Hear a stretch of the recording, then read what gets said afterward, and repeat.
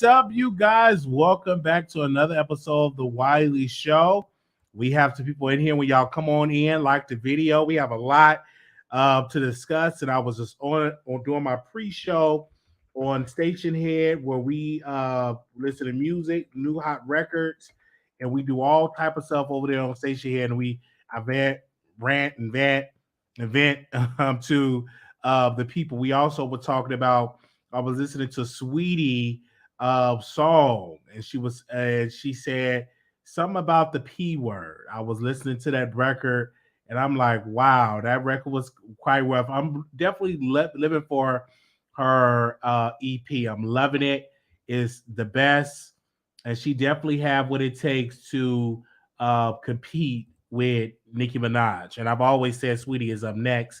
It's just something with her style. I love her style, and she's beautiful, by the way. Like, she could talk about a phone or a cell phone or a computer, and I will listen to it. She's just everything. I love her music.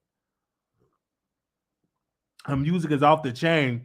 I love her as an artist. Did y'all see Sweet? Did y'all hear her music? We played it over there on the pre-show, so make sure you download Station Ed. You could definitely get it. It's just definitely a good artist. And I was in there and I was listening to her. I was like, okay, Sweetie, she definitely got what it takes to compete with Beyonce, and it got what it takes to compete with Nicki Minaj. I said it.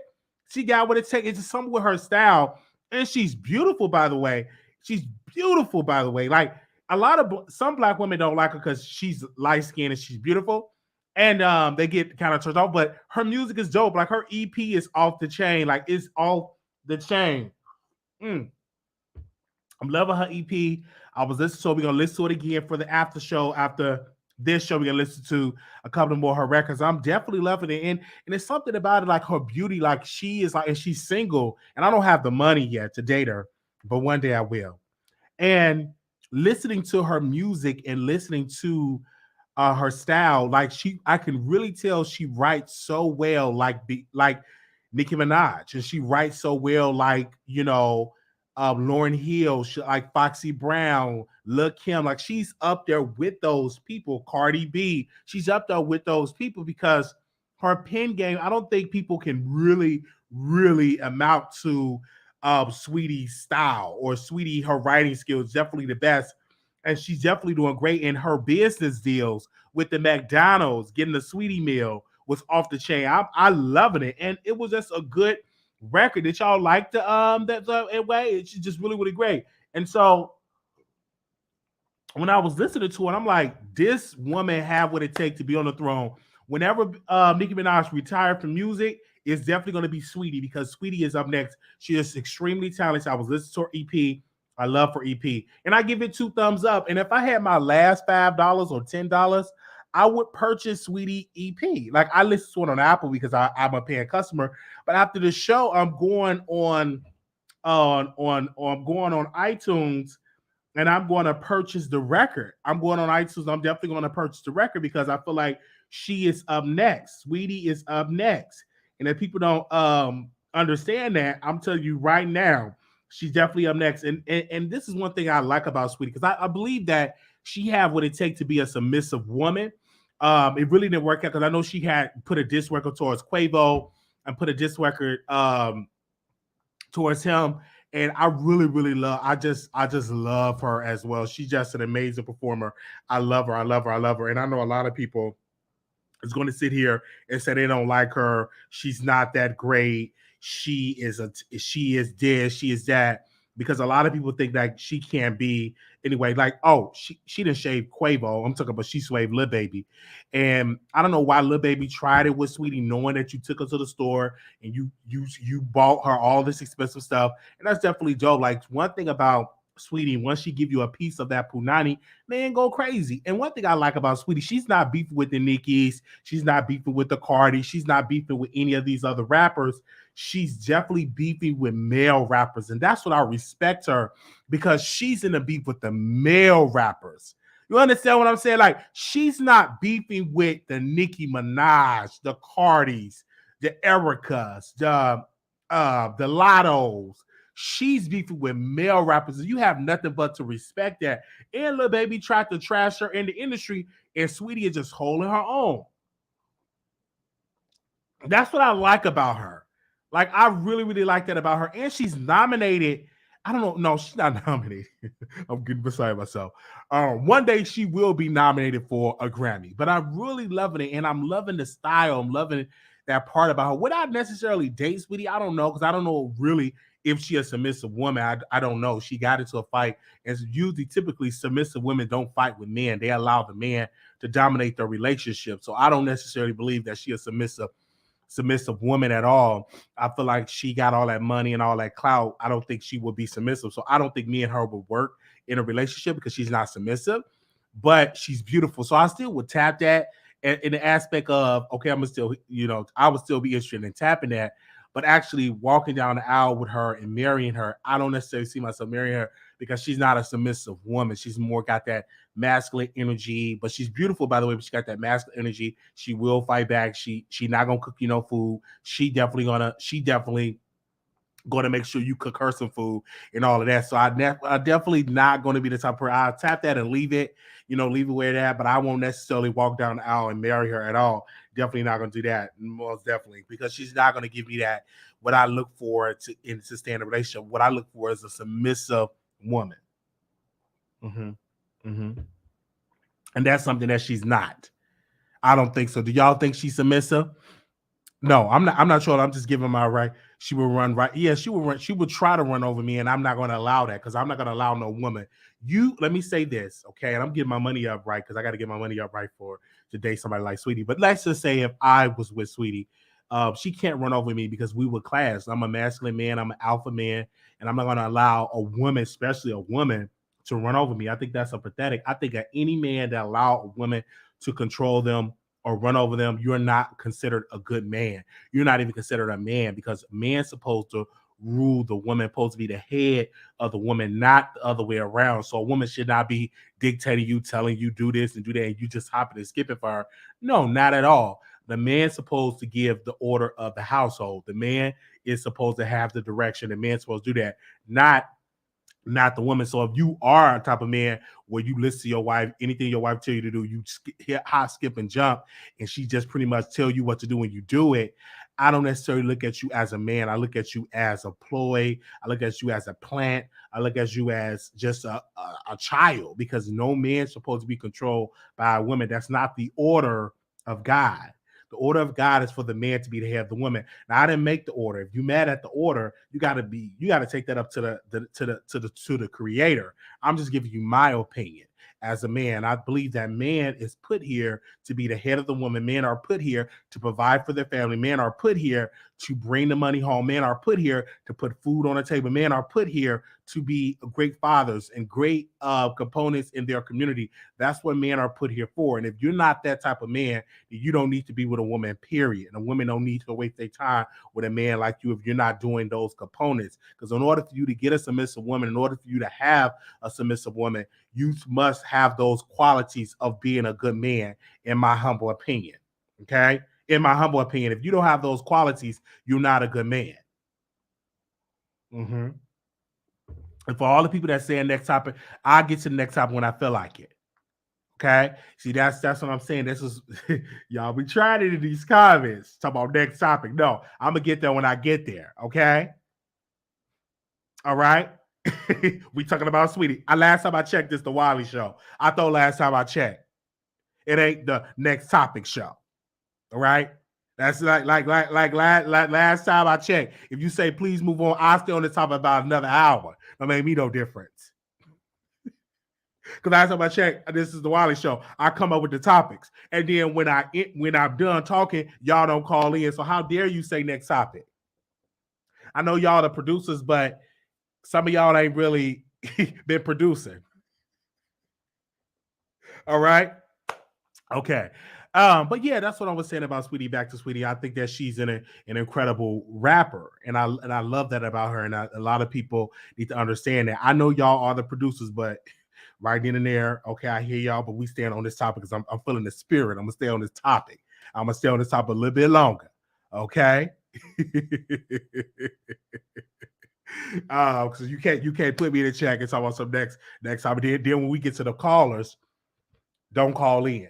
But I could have stayed on that one subject for another 30 minutes And then I get emails. Let me say this really quickly. Hold on. Mhm. I get emails. Wiley, your show was so short, but y'all keep saying next topic. Don't rush me. The show gonna be prolonged when you let me be me. Thank you so very much. Okay. That's the problem. See, that's the problem because it's a lot of people are not used to having a man having direction.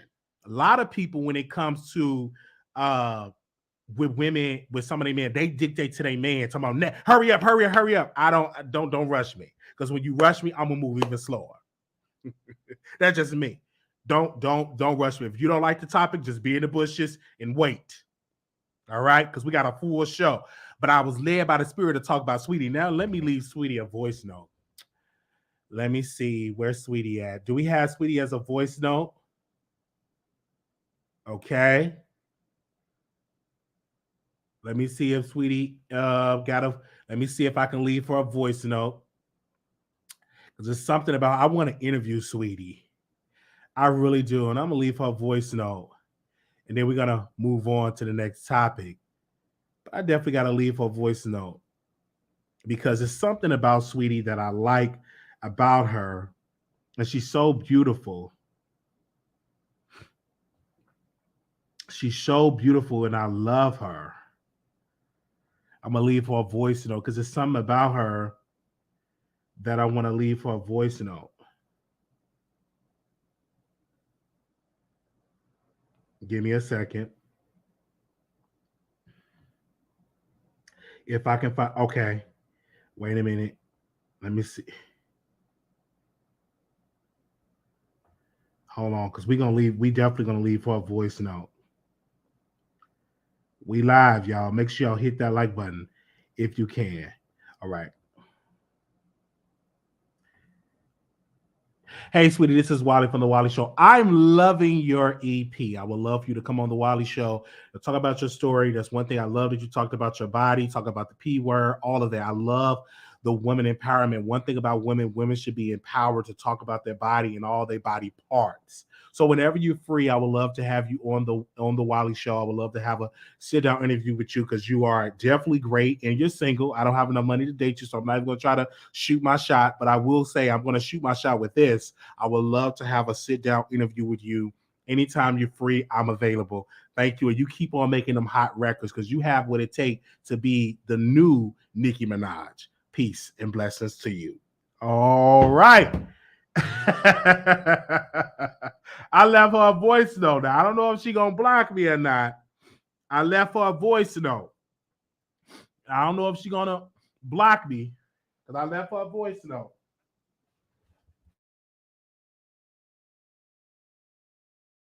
She don't have me blocked. So I left her that voice note.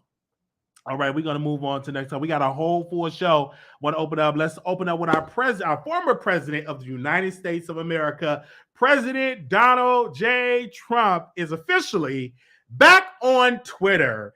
Elon Musk, the CEO, the new owner of Twitter, announced that President Donald Trump's Twitter account has been restored. And I followed him on Twitter. And I said something on Twitter. Let me see the tweet that I said on Twitter. I just tweeted Donald Trump. And I said, I'm glad Donald Trump is back on Twitter. He's very entertaining. I'm super excited for that. And one thing about when I was really a Trump fan, I was a fan of his Twitter. Like, the man would go off. He was calling people fake news. I'm here for it. I'm here for it all. Like, I'm really, really, really here for it. He had white folks that have been fearing black people, all the time and feeling, fearing that black power and all of that. Then he had got all these white people to go to the Capitol and just really, really turn it up. And I love that about Trump because he literally showcasing white people that want to go crazy. He's showcasing crazy white folks. And I also like that he put a good laugh in me every morning I would tune in and I would watch Donald Trump Twitter. I would laugh and I would get a good laugh because he would go off on John Lemon. He would go off of the Speaker of the House, Nancy Pelosi. He would go off on all these people. He would go off on President Obama, how they spied on his campaign. Like, he would just go off on people. And that's what I love. The fact I love him on Twitter. I follow him on Truth Social. I think that he's really good on Truth Social, but a lot of moderates and a lot of progressives is on Twitter, so I love it. So they did a poll yesterday and did a poll, and over 5 million people voted and said, yes, we want Trump back on Twitter. Over 5 million people. I was one of the ones that voted yes. It was about 52% said yes, 48% said no. And I voted yes. And I voted yes because we need him to be on Trump, to be on Twitter. We need to look at that. I am 100%, I agree that Trump needs to be on Twitter. A lot of African Americans, unfortunately, is upset that he's back on Twitter, but a lot of African Americans need to understand you must own social media sites. You don't. We have a black social media site called what's the other one? The black social media site that is actually owned by a black man fan base, and black folks don't go over there. So don't get mad that Mr. Musk got President Trump back on Twitter. I'm not understanding it. And y'all support these platforms, but they get mad. And then people talking about, Wiley, you're going to leave Twitter. No, I'm not going to leave Twitter. Twitter is not going to go out of business. What he is doing is promoting Twitter, talking about the employees leaving Twitter. It's just giving Twitter all this free publicity. It's making people rush to go to Twitter. It's a good publicity for Twitter, because like one rumor they said employees leaving Twitter, they can't get in the building. It's all a ploy to get y'all to tune in, to get y'all to tweet about Twitter, and then they drive more people in the algorithm. Let me see it right here. A tweet came out that said reinstate former President Trump. Yes, 52%. No, 48%. Over 15 million people voted for the tweet. Over 15 million people voted, and it got over 298,000 retweets, and it also got 698 likes, and I love that for it. And so I'm here for it. Okay. And I don't care. And then people get upset and they get mad when it comes to this way. One thing about white America, they have been fearing the power of black people. They have been fearing this for a long time. And one thing that Trump he broadcasts and he exposes the fear of white people, and I love to see it. It's very entertaining. When those people went to Capitol Hill, when they stormed up into Capitol, I laughed. I was smiling, I was laughing, because I'm like, look at these white people. Look how crazy they acted. It wasn't none of us. It was probably like one or two black people that was there, but it was majority white, and they did that because Trump, really in his mind, he thought the election was stolen. He thought it was robbed. He thought that it was stolen and all of that. Then he called Mike Pence weak. It's very entertaining. If this ain't no entertainment, I don't know what is. I was glued to the television. I think I ordered me a pizza and some popcorn, and I was looking at all this stuff, and it was very entertaining. Very entertaining, okay? Mm-hmm. They didn't call the National Guard. The people just ran rapid. And I was just there drinking my coffee, eating my popcorn, eating my pizza, looking at it all because they thought that it was stolen. And Roland Martin wrote a book called White Fear, How the Browning of America Making White Folks Lose Their Mind. And one of the picture is it's January 6th when they went inside the state capitol. So he broadcast that. And so it is what it is. And I'm not mad at him for what he did because he was the president. How can I be mad at what the president did? It's of the president. He did it, and the folks went there and they rushed it. And they wanted some justice because they, in their mind, they thought the election was stolen. I was talking to a Trump supporter last week. He still believed that President Donald Trump is still the president. Okay, he felt like Biden is not the president. I'm like, how you know? But these people really believe this, and I'm like, maybe they don't believe this, but they really believe that the election is stolen. They really believe Trump would be reinstated back as the president. They really believe this, and it's entertaining for me. It's really, really entertaining. They really believe that. They really, really believe. I'm gonna tell you about white people. I love them, but they are going around in this country, and President Trump is leading this as well as the Republicans, right? Called critical race theory. So they go into these school boards, yelling at the school board, saying, critical race theory. Don't teach the kids critical race theory. Don't teach the kids about slavery and Dr. King and making our kids feel bad.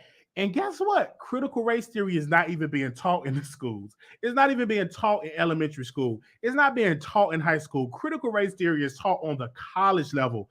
But it just amazes me once the Republicans put out a lie and white people believe it. And some black folks believe it too. That's one thing about them. They believe the lie. And that's one thing about Republicans. They really, really good with messaging. They are so good with messaging. It could be a lie, but they will promote that lie all the way to the end till they get into power. And that's one thing about President Trump. In his mind, you could talk to him now. He's going to say the election was stolen. He's going to say he won the election and Democrats stole ballots. He's going to say this stuff. And he really believed it. And he hired people to believe it. This man, let me tell y'all something about President Trump. It was very funny. And I'm glad he's back on Twitter because I want to see some more stuff he's going to say on Twitter.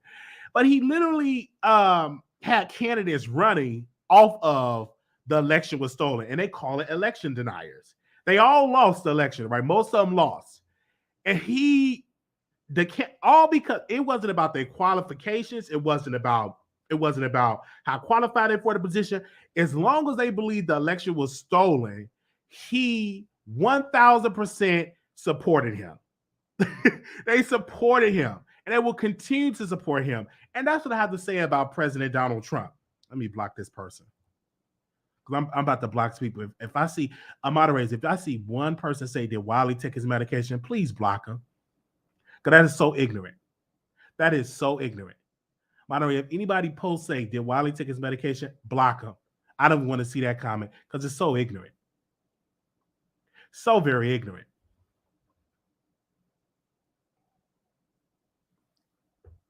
Because even if I didn't, that have nothing to do with you. Thank you.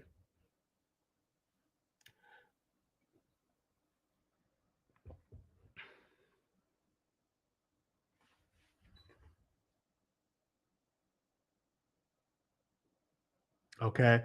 So I just have to say that. Because I'm not playing. All right. So that's what I love about President Donald Trump. And he is one of my best presidents because he's so entertaining. Now, when it came to policy, the country wasn't bad. People had jobs. We was getting a stimulus check. What messed up President Trump? And I'm going to tell y'all what messed him up. That virus. The Rona messed him up. They messed up Trump presidency. If it wasn't for the Rona, I believe Trump would have been reelected. Unfortunately, because of Trump lied so much and he was entertaining, when it was a serious pandemic, Trump did not know how to be serious. He did not know how to get his experts to do the talking and not lie and tell people to get tested and tell people to get, to be vaccinated. And so he just pretty much lied. He pretty much told people to drink bleach and all of that. He was just going over and over and he was just lying. And that messed up his opportunity because it gave Democrats a good Christmas gift. And they said, look how he handled the pandemic. And that made people rush to go vote for President Biden. He got the most votes out of everybody. And so if he would have handled that right, told people to get tested, made sure people get tested, made sure people when the vaccine came available, make sure people fund that so people can get vaccinated, and make sure he stayed on a message with the health instead of going off script, I definitely believe that he would have got reelected. And when he said, "Oh, you should drink some bleach," I knew that was a nail in his coffin. I'm like, that's a nail in the coffin. Like, why would you say? And it was some idiots that was believing that and was actually drinking bleach. But overall, when it's speaking about him on Twitter, he was extremely entertaining. I don't care what nobody say. Even the media, they love the fact that Trump is back on Twitter. You know why? Why do you think that CNN love that he's back on Twitter? Why do you think that MSNBC love the fact that he's back on Twitter? Why? Because once Trump tweets on Twitter, CNN, it becomes breaking news. And CNN talks about Trump, their ratings increase.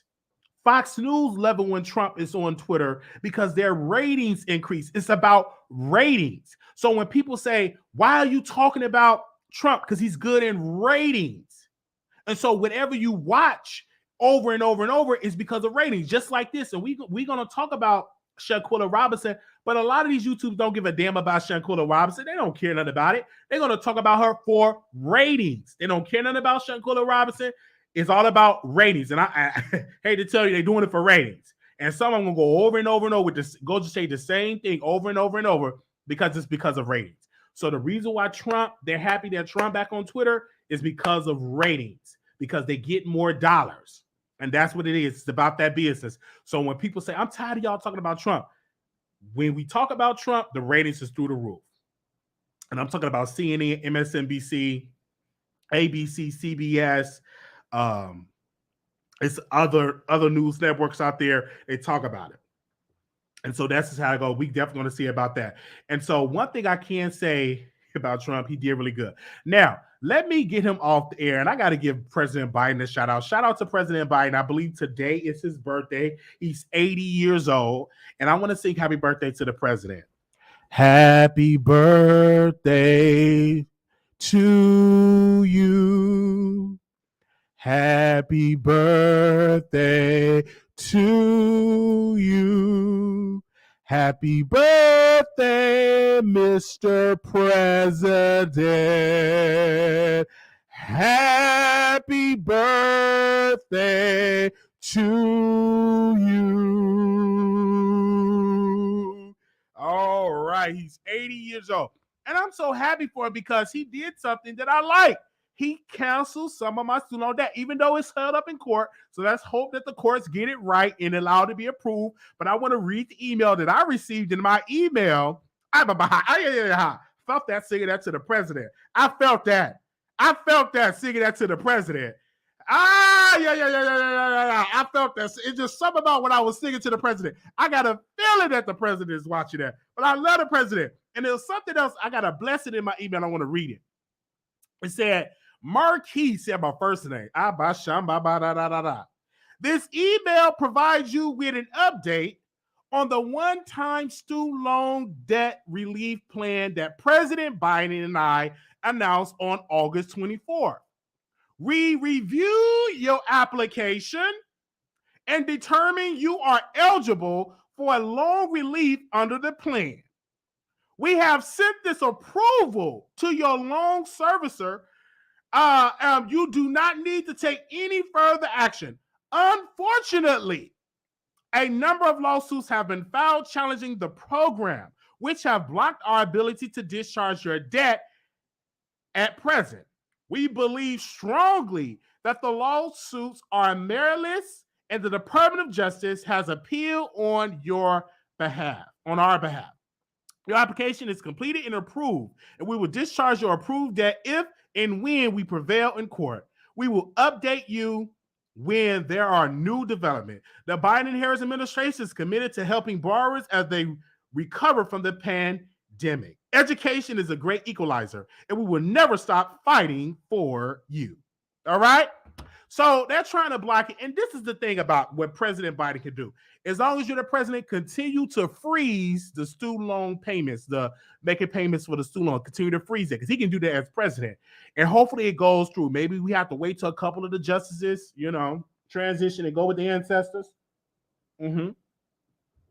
All right. So hopefully it goes through, and we'll see how that's going to play out. But I do honor and appreciate President Biden for doing that. And this is why it's important. And I'm going to say this really quick before we get to other topics.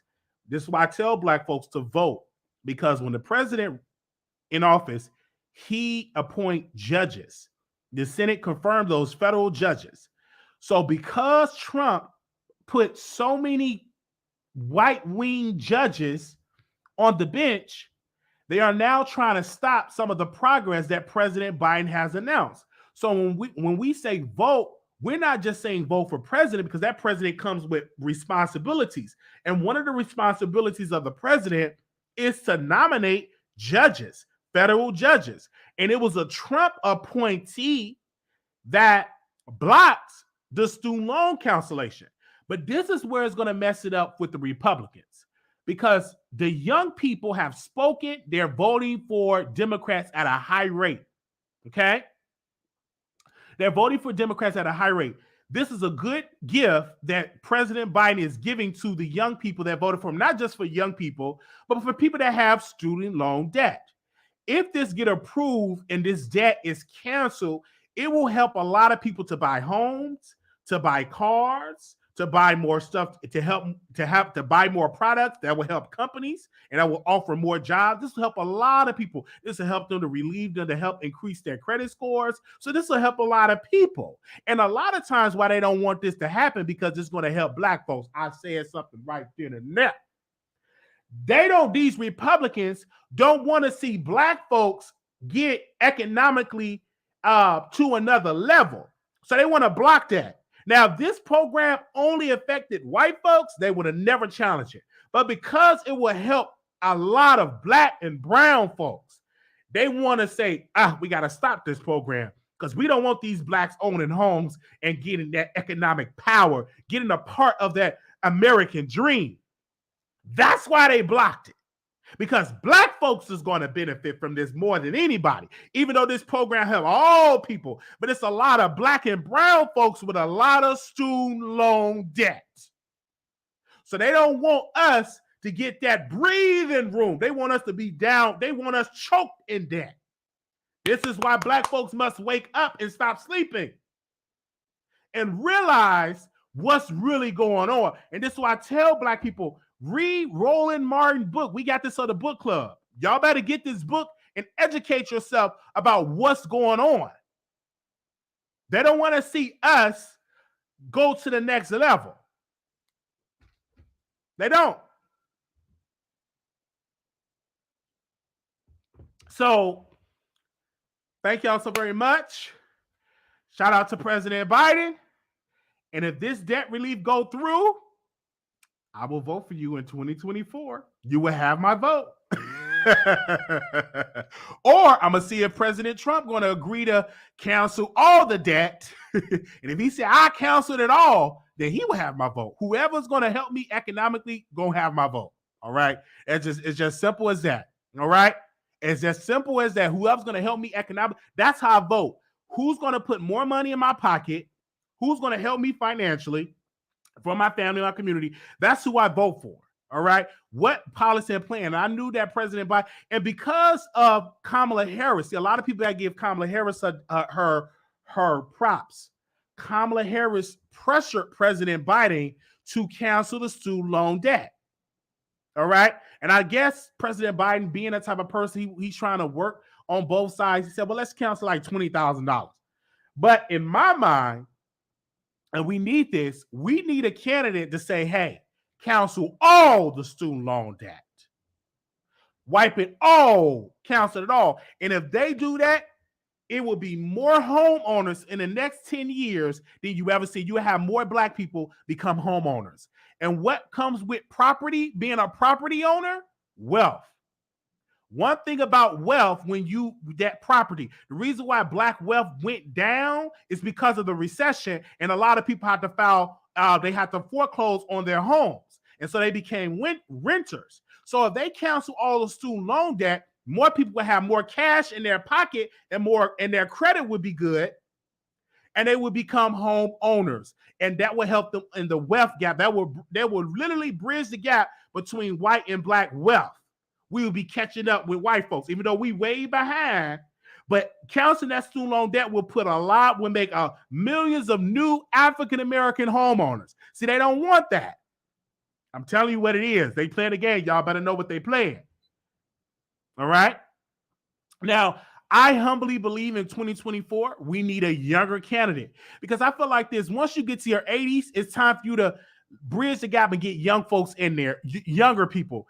And that's one thing I like about Speaker of the House, Nancy Pelosi. I'm glad that she said, hey, let me not retire, but let me step down as a leader of the Democratic Party and usher in younger folks. You know why she said that? It's because a lot of young people are voting now, and they want to see people that reflect and look like them. So I'm glad that she stepped down. I'm glad that Congressman Kleinberg, he stepped down he's not going to run, and they're going to usher in from younger talent. We need that. And as president, we need younger people, because I don't want people in their 80s and stuff like that. But if you are going to be old, get somebody young. So just in case you clock out or become an ancestor, we can have a younger vice president to take over. All right. So, because I'm not against older people being in office, but I feel like if you get into your 80s and stuff like that, it's time for you now to retire, enjoy your life, and allow younger people to pick up the baton to keep going. And that's what I believe. I don't believe that you should just be in office, you 80-some years old, and you just want to, like, when you get a certain age, you should relieve and let the young people, take over. All right. We need fresh new people in politics. Fresh people. That's why I'm supporting Jamal Green in office. That's why I'm supporting Jamal Green. Give me a second. Let me show y'all something. That's why I'm supporting Jamal Green for office. And people get mad. I'm like, you don't even stay in Chicago. Why are you supporting him? Because I can, because it's me. And I'm going to do what I want to do. Give me a second. What? It is what it is. Hold on one second. All right.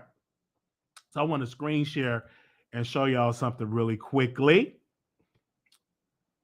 Okay. Here we go. And we're going to get to other topics.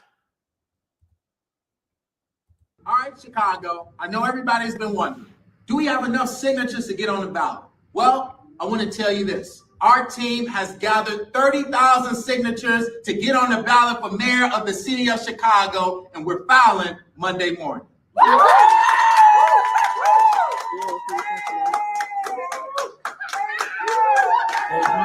go, team. We're going all the way to City Hall. Now, we have another challenge for you. We need to raise $30,000 by this Monday, to get this young man on the ballot. Donate $25 at gogreenchicago.com. Jamal Green for a vibrant future. We can all believe it. All right. So you see that he got 30,000 signatures and he's really close to getting on the ballot, and he have my full support. I'm donating to his campaign. I want to interview him. I just love the fact I think that we need new talent in the city of Chicago. We need new, bright ideas. Okay. So that was that. All right, let's move on to other topics. So I have to sprinkle the politics in with the mess. All right. That's why I said I have to sprinkle the politics in with the mess. Okay. All right. Let's go to our other topic here. Who else are we talking about today? Chris Brown. I like Chris Brown. I feel like if he did not put hands on Rihanna, he would be on the level this generation Michael Jackson. But because he put hands on Rihanna, that kind of destroyed his image, his reputation. But his fans love him. Now, he was supposed to perform at the American Music Awards, and he had his whole choreography set up. He was going to pay homage towards Michael Jackson and everything. And he got a phone call. His team got a phone call and said that he's no longer needed to perform. He will not be performing at the American Music Award, which I feel like is really a disservice. It doesn't make any sense that you tell he can perform and then don't allow him to perform. And I tell these African-American performers that we have to start putting that energy with the Soul Train Awards. Like Chris Brown, you should have performed at the Soul Train Awards, because support organizations that cater towards you. You need to perform at the NAACP Image Awards. Because these white institutions, unfortunately, they only pick their favorites. They only pick people that kiss their butt. They only pick people that bow down to them. They don't care about who feelings they hurt. They don't care if that you've been packaging, that you've been doing this, that you doing all this, that you on stage and you doing all this. They will call you in a second and say, we don't need you. And Chris Brown have a lot of fans. One thing that Chris Brown did, he allowed to take pictures with his fans. He did something so incredible that they were paying $1,000. He would take pictures. Those pictures will live on forever. That memory of saying, I met my favorite artist, Chris Brown. He had one lady, she had jumped up in his arms, and it's a picture, right? He took another picture with a man, and it was $1,000. You had some people that did not have the $1,000 saying this. Why he charging $1,000? If you ain't got the $1,000, don't complain about the people that do got the $1,000. Because quiet as kept, it's a lot of black folks with money. So if you got $1,000 to spare to give to an artist for their time and for that conversation and picture, pay it. If you don't got it, you ain't got it. So don't get mad at the black folks that got the 1,000 or the white people that got the 1,000 to pay to link up with Chris Brown. Nothing wrong with it. And then a lot of artists starting to follow in his footsteps, having these meet and greets, having this, you know what I'm saying, these meet and greets. And they're trying to follow into his footsteps. He did something so great. Many people would say, well, I think he did it because he's not broke. He's well taken care of. He's an incredible artist. He's worth a lot of money.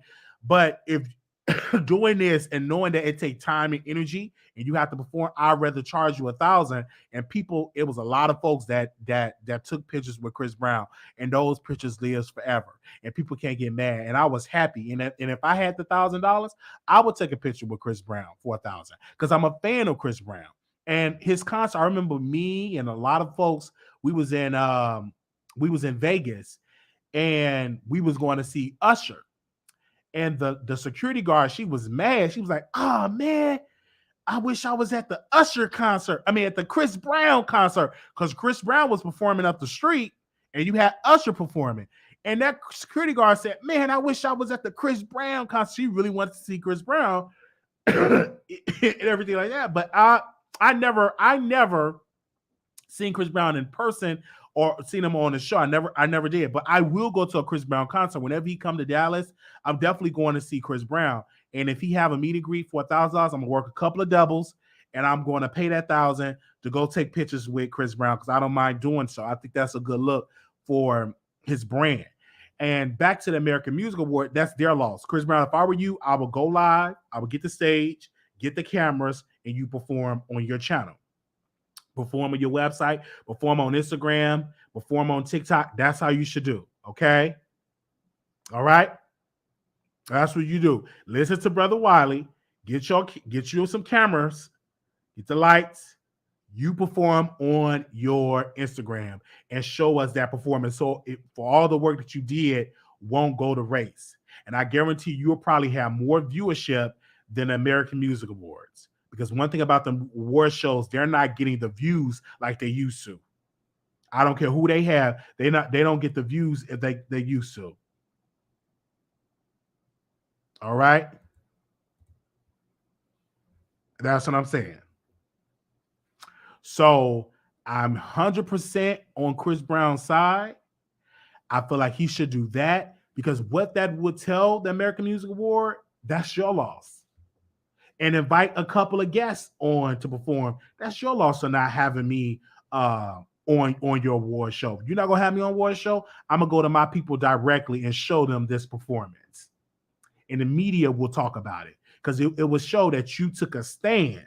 You didn't allow them to say, "Oh no, I'm not on the American Music Award." Don't okay. Well, I'm gonna go to my people. That's how you show them. Right? That's how you show them and say, hey, I'm going to do it. Just like all these artists that's upset because they're not nominated for a Grammy, but how many of them artists show up when they're nominated for a Soul Train Award, when they nominated for a BET Award? Do you give those award shows the same amount of clout, excuse me, that you give the Grammys? That's what I'm saying.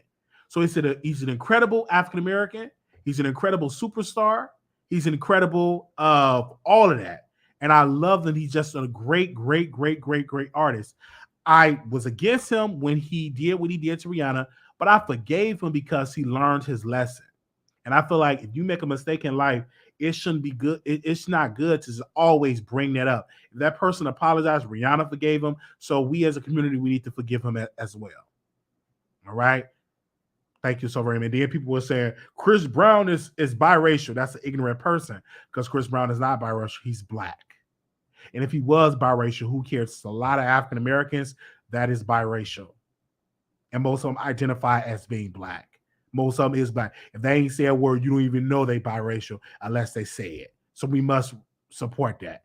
And people always, they got to say, oh, he ain't black. What that got to do with he? If you look at him, he black. Okay, just like, oh, Drake is biracial, but Drake still identify as black. Black people are the only one that really talk like that get ignorant. Oh, he ain't black, he biracial. But it's a lot of us that's biracial. It's a lot of us got European in our blood. We were slaves. You think the slave masters didn't sleep with your great grandmother? Get real. A lot of black they don't know their history. Like, if you really trace down your ancestry, you got some European in your blood. Because your if you was on a shave slip, it's a strong possibility that your great grandmother that was on that field, the slave master humped her. So it's a lot of African American that's biracial. They just don't know it because they don't know their history. So I was just saying, I was just giving my point across. Just say what I'm saying. I remember it was an African family, and they were white, but their daughter was black. And South Africa, they said, we're not going to classify her as white. She's black. So the white African father had to fight to get his daughter to classify as white because they kept saying because she looked black. She was black. She looked black. So they kept saying, no, she's not white. She's black. So I forgot the name of that movie, and I think a lot of people need to see that movie and understand that movie. And I watched it, and the black, then they classified her as white. They went to court, and then years later she went on and changed it to black because that's how she looked, black. And she was born with two African white parents, but it was one of that. And I always and I was talking to people about it. They said if you go down in that person's DNA or history, that's not so uncommon, right? And then we got people that's doing that DNA history. And I remember watching that movie. I forgot the name of it, but it was a good movie. And I was like, wow. So where did it come from? So it's all about your history. All right. Thank you so very much. And make sure you check your ancestry. I think all of us need to know where we're from. Where we from. And yeah, because it's been people that have a black father and they came out looking white. You can tell that they had a black father. You can tell they were looking as white. So it's a lot of people that had that. And so that's just how it is. And I just think that now we should love all people. Period, point blank. All right, let's go to the other topic. Chris Brown with you, brother. Perform on your social media, and I'll be the first one to look you up. Now, this chick, Tommy, is it Tommy Lee? She was at a club, and this is what I want to say about it. She was at a club, and I guess somebody touched her foot, or they was doing something, and so she grabbed the lady and beat up the lady. She was fighting the lady that touched her foot. Grabbed her foot, and she started hitting the lady. I'm like, what? Why are you doing this, Tommy? Like, I'm not understanding. I don't even know why you're famous, because I'm not a fan. I never heard of you. You look malnourished. So I'm not really a fan, but I was disgusted by that behavior. I was disgusted by that behavior because it was giving off low-class black. It was giving off that low vibrational energy. And I'm like, what are you doing? Why are you doing it? And already you're going to get a lawsuit because you put hands on that person. And that's not good at all.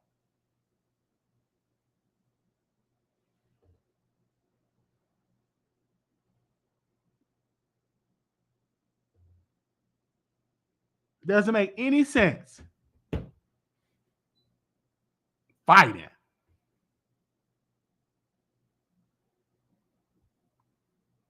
Get on my nerves doing that.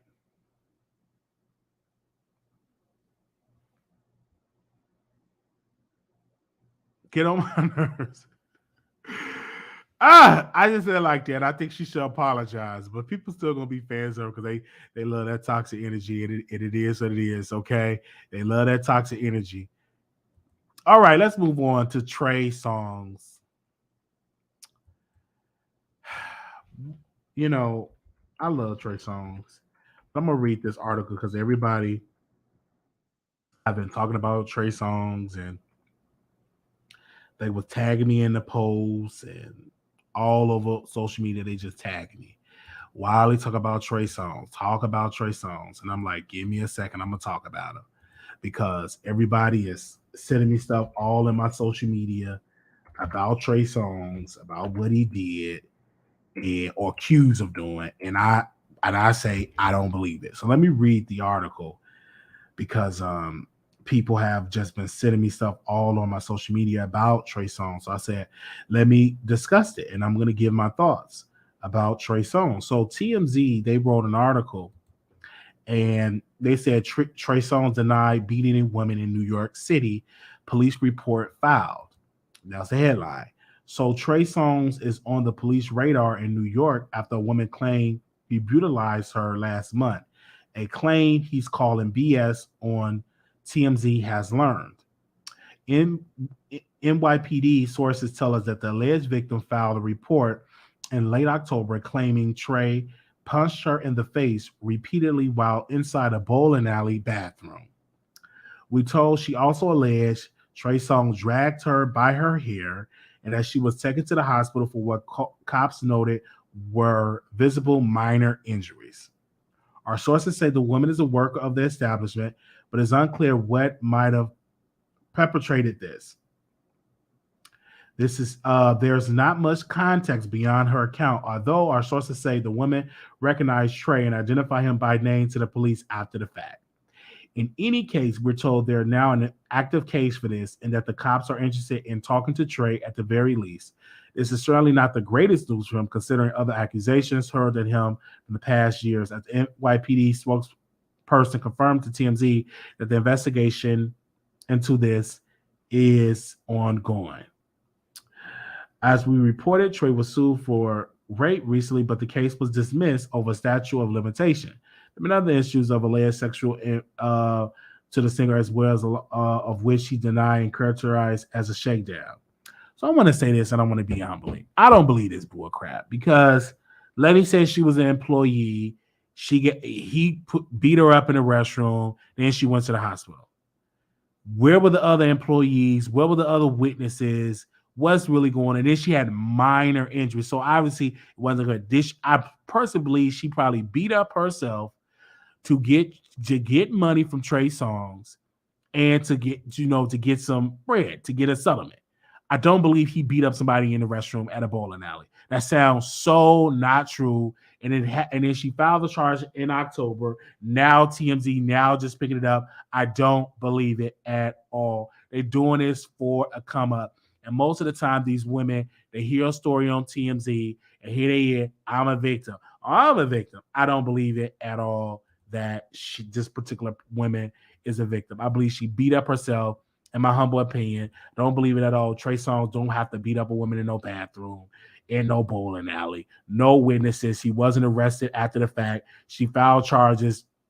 And then now they're talking about it on TMZ, meaning that the woman didn't get any clout, and now she called TMZ herself to get them to talk about it. I don't believe it at all. He don't need to be. He have a good smell. He's a good guy. In my gut, I believe that lady's a liar, and it's probably a Karen trying to take down a black man. I personally believe it, right? She probably smashed Trey Songz in the restroom. He didn't pay her, and then she goes and she beats up herself, just like the black woman beat up herself, and a thin line between love and hate, beat up herself, and that's what I think would happen. She beat up herself, and she had minor injuries, so she didn't really do a good job. So I necessarily do not believe it. I don't believe it. I believe that Trey Songz is innocent. I believe it's another shakedown, and I believe because of the energy that's given to other witnesses saying he touched them inappropriately, they're coming out on their Instagram or getting a lawyer that got caught up in a scandal, and now this woman in the restroom got beat up and want to take down. And then eventually she's going to be represented by Lisa Bloom and try to get a check and trying to shake down Trey Songz for a coin. I've seen this story play out time and time again. I do not believe that he beat up a woman in in a bowling alley restaurant. Where were the other customers? Where was the other witnesses? Where was the other co-workers? Nobody else confirmed the story. I don't believe it. I do believe this woman beat up herself. That's just in my humble opinion. If you don't believe it, it is what it is. And I know a lot of women have said the same thing, but most women can lie and say the same story over and over again just to take down a black man. He never been arrested or convicted of any of these acts. So this is just nothing but an allegation. And we just can't be just taking the allegation and saying, okay, this is a fact. I do believe that woman beat up herself. I feel it in my gut. It's just something about that. I feel it in my gut. I feel it in my gut that she's a liar. I feel it in my gut. So I don't believe it. So if he was in my courthouse because he's attractive, because he's good looking, I would not give him any. He will walk free because he's not guilty. And I will question that so-called victim and really, really, really, really question her. Unfortunately, TMZ didn't really question her. They just took a story and they just run with it as a fact. They don't care. They just doing it for clicks and views. So I definitely don't believe it at all. And I know there's some women out here, they believe it. Most of them, they just want Chris Brown or Trey Songz themselves, and they just make up stuff just to, to go viral. And that's this particular woman. And eventually, once she's not getting any money, she's going to be on Instagram. She's going to go on TikTok. She's going to try to get out plans. She's going to try to get verified. She's going to be trying to get club bookings, and that's what's really going to happen. And she says she's an employee at the Boy Lot. I highly doubt it. I highly doubt it. I highly doubt it. Just trying to get a bag and take down this black man. And I said what I said. I highly doubt it. I highly doubt it. And I know some women in the chat, they probably mad about it, but that's just my opinion. If you upset, you can call in. Nothing I can do about you if you upset. But I have to get my thoughts about the situation. All right. And then you could just always hit the link and call in. Okay. Now let me go to Dababy, and I liked it. That's another artist I like.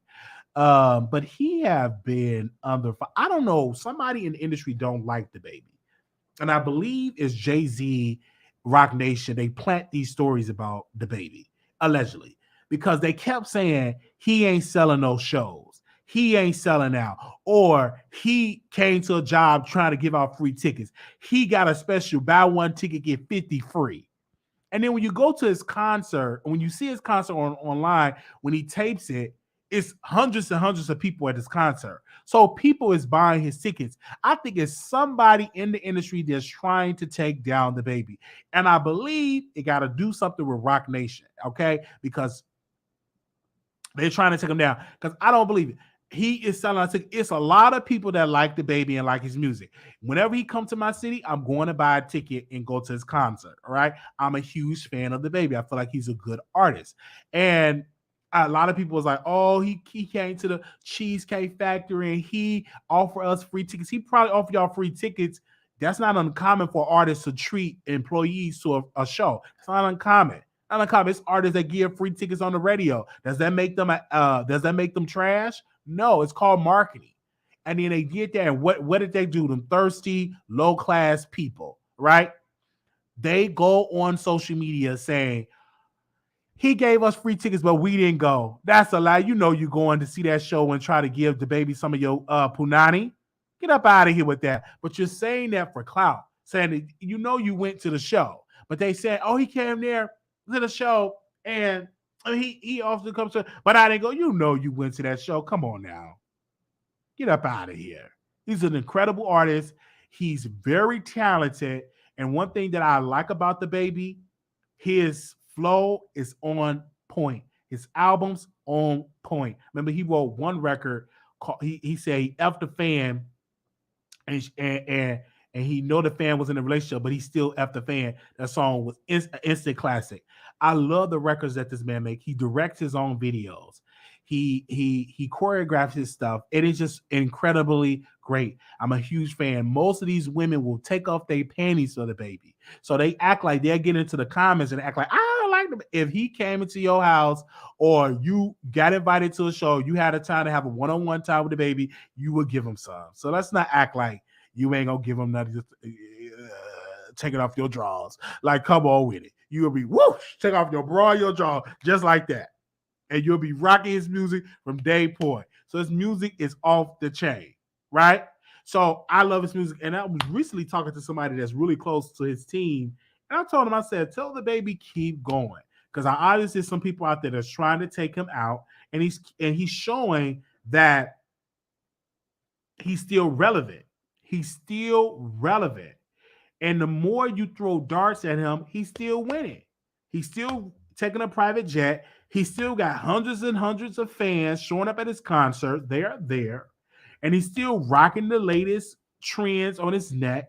He's an intelligent guy, right? Just because he treated Danny Lay like he did, but Danny Lay, unfortunately, she got out of her place. She was a side chick. She was just a side piece. And she acted like she was the main, you're just a side piece while just coming you and leave, and all that. And a lot of women was upset about that, but it is what it is. She wasn't nothing but a side piece. But that does not take away from his music. All right. He's an incredible guy. And when he come to Dallas, I'm definitely going to a show. Whenever he come to Dallas. Paul, write it down. Whenever he come to Dallas, book me a ticket. Because I definitely want to be there.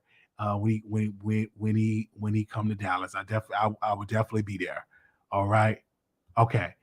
DJ Academics. This brother was on Vlad TV and he said something so controversial that got people upset. He said Quavo probably was the cause. Probably he didn't really blame Quavo, but he said pretty much Quavo said some things and it went off. And he said that, a lot of street dudes lack emotional intelligence, right? You say something, it could be the most simple thing and they'll go off. And I believe that. It's a lot of things with a lot of these street dudes, I call it low class, right?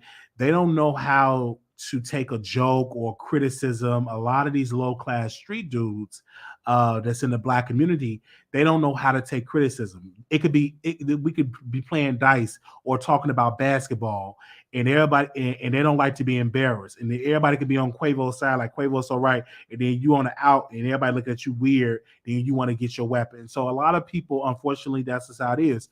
I feel like Quavo should have never been around those low class Blacks with that energy. He should have continued to be with wealthy people and play went to the casino and play people and have conversations with people that own basketball teams. He should have never downgraded himself. Him and Takeoff should have never been there in the first place. So I'm not mad at Quavo. I'm not mad at DJ Academics or what he said. I'm upset with Quavo, and I'm upset that he went there, and I'm upset that he got into altercation with low-class Blacks. That should have never been. So he should have just stayed with the multimillionaires, with the Diddies, with the Drakes, and all of that. You don't see Drake hanging around people playing no dice, talking about basketball, or he hang around people with money. And that's why I'm not understanding why Quavo and Takeoff would make that elementary mistake. That was so crazy for them to make that mistake. And so when they did that, Takeoff lost his life. A talented young brother, didn't even get to see 30. He's very talented. So I'm not upset with DJ Academics. He got his opinion. And I agree with his opinion. A lot of people were mad, but I agree with it. It is what it is. I agree with Academics, even though, and a lot of people say, even though I can't stand them, they agree with them. And so shout out to Nick at Night, because she said something. Let me see if I can pull up what Nick at Night said, because it was something with her comment that she said on there that I saw. So give me a second. I'm gonna read to y'all what Nick at Night said. So give me a second while I run and find that on my social media. Let me see if I can find her comment. Okay, she said this: y'all in the comments acting like he told a lie. If you say let me leave before I hurt somebody, most people would be like, before you hurt who, or some might say nothing and pop off. But the statement is definitely a trigger word for N-words with an ego.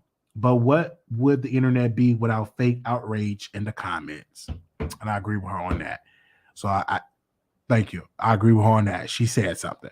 So we're gonna move on from that. And if y'all got any topics to talk about, y'all could definitely comment in the chat about that. We got to bring up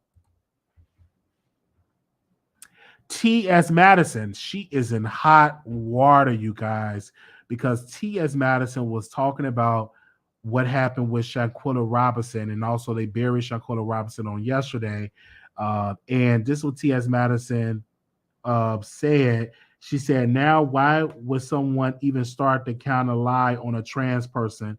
You people immediately believe that bogus s. That was not true. No transgender woman beat Shanquella Robinson to death. It was one of her own. You people immediately ran with that lie. Then a person responded to T.S. Madison and said, I'm glad you said her own. So you are admitting we aren't the same. So stop this BS. We all the same woman, because you said her own did that. Yet we supposed to be in outrage when you get hurt. So T.S. Madison responded, I'm T.S. Madison. Get it? T.S. I always stood on me being trans. So what you're saying. And you know what? I wasn't even mad at T.S. Madison with that statement, because it was one of her own. It was Fish that took out Shanquella Robinson. And I use Fish in the term of low class. And it was one of Fish. It was a low class man that took out her own, that took out Shanquella Robinson. It wasn't a trans. And what really happened with the lady picture, it was somebody on Twitter that took off her wig and put a man hairdo on her, and that's what they said, it was a trend. So it was one of her own that took out Shanquella Robinson. It was not, I'm gonna say it again, it was not a trans person. So I'm not mad at T.S. Madison's statement. I know a lot of women got caught up in their feelings because they don't like trans women, period. There's some women that don't believe trans women are women. There's some women that believe that they're not on the same level, they don't have the same experience, and that's fine and dandy, but T.S. Madison should be able to give their opinion. But every time T.S. Madison give her opinion and critical of women, they immediately start to attacking her hard. Like it's women that love T.S. Madison, but it's some women that do not like her at all. And when she says some stuff like that, it was one of her own. That was a trigger word, and it triggered a lot of women out of the bushes, and they started to criticize T.S. Madison, even to the point T.S. Madison went on the internet, went on Instagram Live, and she talked about the situation, saying that that people was coming at her, and she have no disrespect towards Shanquella Robinson. She was just stating the fact. And then this is also what T.S. Madison wrote. She said this: y'all are so funny. So now all of a sudden today, you started accepting trans women as women. It's the pick and choose when I say that offend for me. Okay. So it was her own that drove you mad. And so that's what happened. A lot of people was upset. It was really angry at T.S. Madison. But T.S. Madison gave her thoughts. And if there's some women that disagree with T.S. Madison, you can always hit the link and you can call in and give your thoughts. And also, too, we want to send our prayers to the Robinson family and stuff. Like, even though I feel like they're a lot of clout chasers too, because they had a goal for 100,000, then they made it to 200,000. Now it was up to 300,000. A little clout chasing, a little money grab, in my humble opinion. Because at one point, the Robinson family, the sister, had it for 100,000. And then it went to 200,000. Now it's up to 300,000. So it's a money grab. Like, you already got your 100. Don't be greedy. You already got your 100,000. Now you made it up to 300. So a little bit greed with that Robinson family. Y'all watching with greed. I think it's the sister. She had it at 100,000. Now it's at 300,000. I'm like, damn. Y'all reach. Y'all go there. Y'all change the goal again. In my own opinion, I'm just giving my thoughts, and they just kept changing the amount. And okay, I guess. And now it's at 450,000. Next is going to be at 3 million. All right, it is what it is. So you just watch out for that Robinson family, because I know they grieving, but they sure getting the money grab up that coin. I ain't mad at you. It is what it is. Just my thoughts. Stuff like that. Okay. The money is probably, I'm hoping, is for her. I don't think she have children. If she have children, let me know. I don't think she have any children. Her sister put out the GoFundMe, and so the FBI is involved. And I talked to a subscriber today, and they were saying that it's not a trans woman that took her out. It was a woman, and that she lived in that city. And I was trying to get on the show. She didn't want to come on, so it is what it is. So never get her thoughts. I'm 100% on the side of the FBI to get involved and to find out who did it. And we're going to get off the Shanquella Robinson to something new, because I'm tired of talking about a person that died, and I don't want to seem like I'm clout chasing for clicks and views. But I bring this story to y'all for awareness. And I'm definitely hoping that they find the people that did it, or the people, or if it were her so-called friends, that they get charged. And hopefully they go to that Mexican prison, because Mexican prison is nowhere near like American prison. All right. Mexican prison is nothing like American prison. So if they go to Mexico prison, oh, yeah. Like somebody said, I think she got the money for. She ain't got no kids, but her sister sure gonna be eating good because she raised about 300,000-400,000, and eventually the Robinson family gonna fight over the money. Just watch. That's how they do. Whoever controls the GoFundMe gets the money. So hopefully the sister share with the father and the mother. We'll see if they're gonna fight over the money. But I guarantee they might fight over the money because a lot of black folks, they be grieving, but they will stop grieving and fight over that money. The sister created the account. I ain't mad at it. And a basketball player, he donated 65,000, which is great. That's good. All right, hold on one second. I'm gonna open up the phone lines as well. We dropped the link because I know it's late. I know y'all probably sleep. So I'm open up the phone lines as well. So moderators, let me know if y'all can hear the message. Let me know if y'all can hear the message, then we can have the phone lines open up.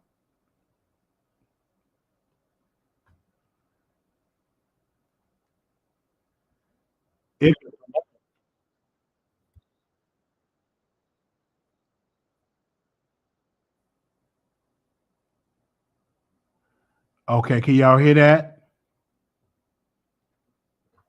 Yeah, I hope they go to the Mexican prison. Let me know if y'all can hear that Blog Talk Radio message. Because if y'all can hear it, then the phone lines can be open. Oh, y'all didn't hear it? Oh, it's not working.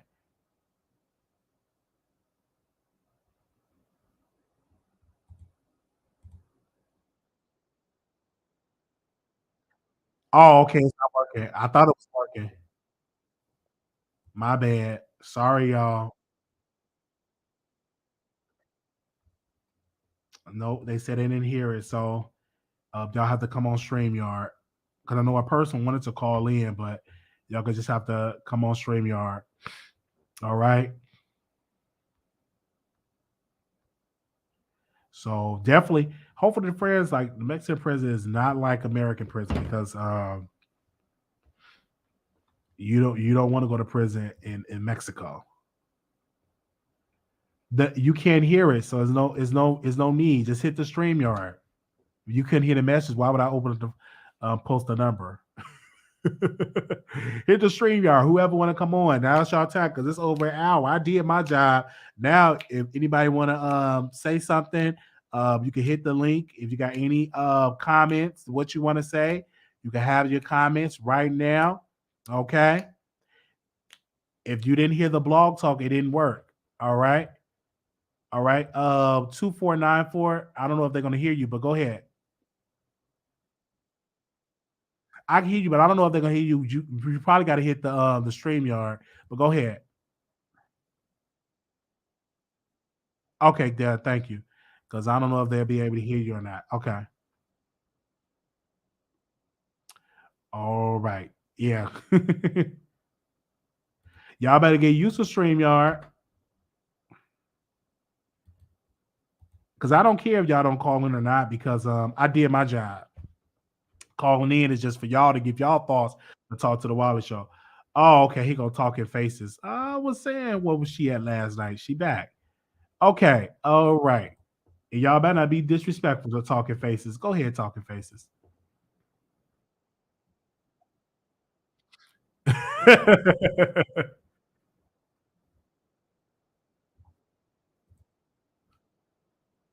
Thank you.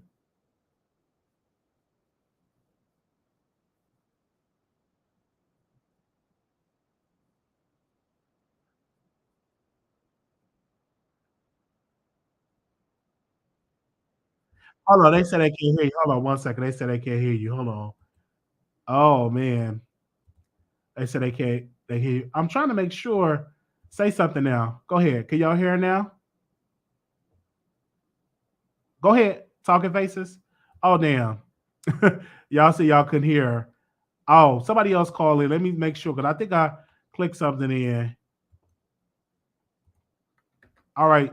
I didn't mean for her to hang up. I was going to do it because I gotta have somebody on here so I can make sure the sound is going through. Can y'all hear me? Hold on. Can y'all hear me? Hold on. Oh no, I didn't hear the thing, so I don't know if it'll work. Okay. Well, I don't need her to hang up. Don't hang up so I can see if it worked. Talking Faces, can you hear me? Yes, I can hear you. Can you hear me? Okay, I don't know if they can hear you. Can y'all hear her? Go ahead. Can you say something else? Okay, can you guys hear me? Let me know. Let me know if y'all can hear her. It works. All right, go ahead. Talking Okay, Faces. I'm sorry. so I do agree with you. I'm glad that Donald Trump is back on Twitter because when he's on Twitter, people actually get to see how cuckoo this man is, how delusional he is, how hateful he is. So I'm really glad that he's back on Twitter because people need to see him for who he really is. So that's all I'm gonna say on Trump.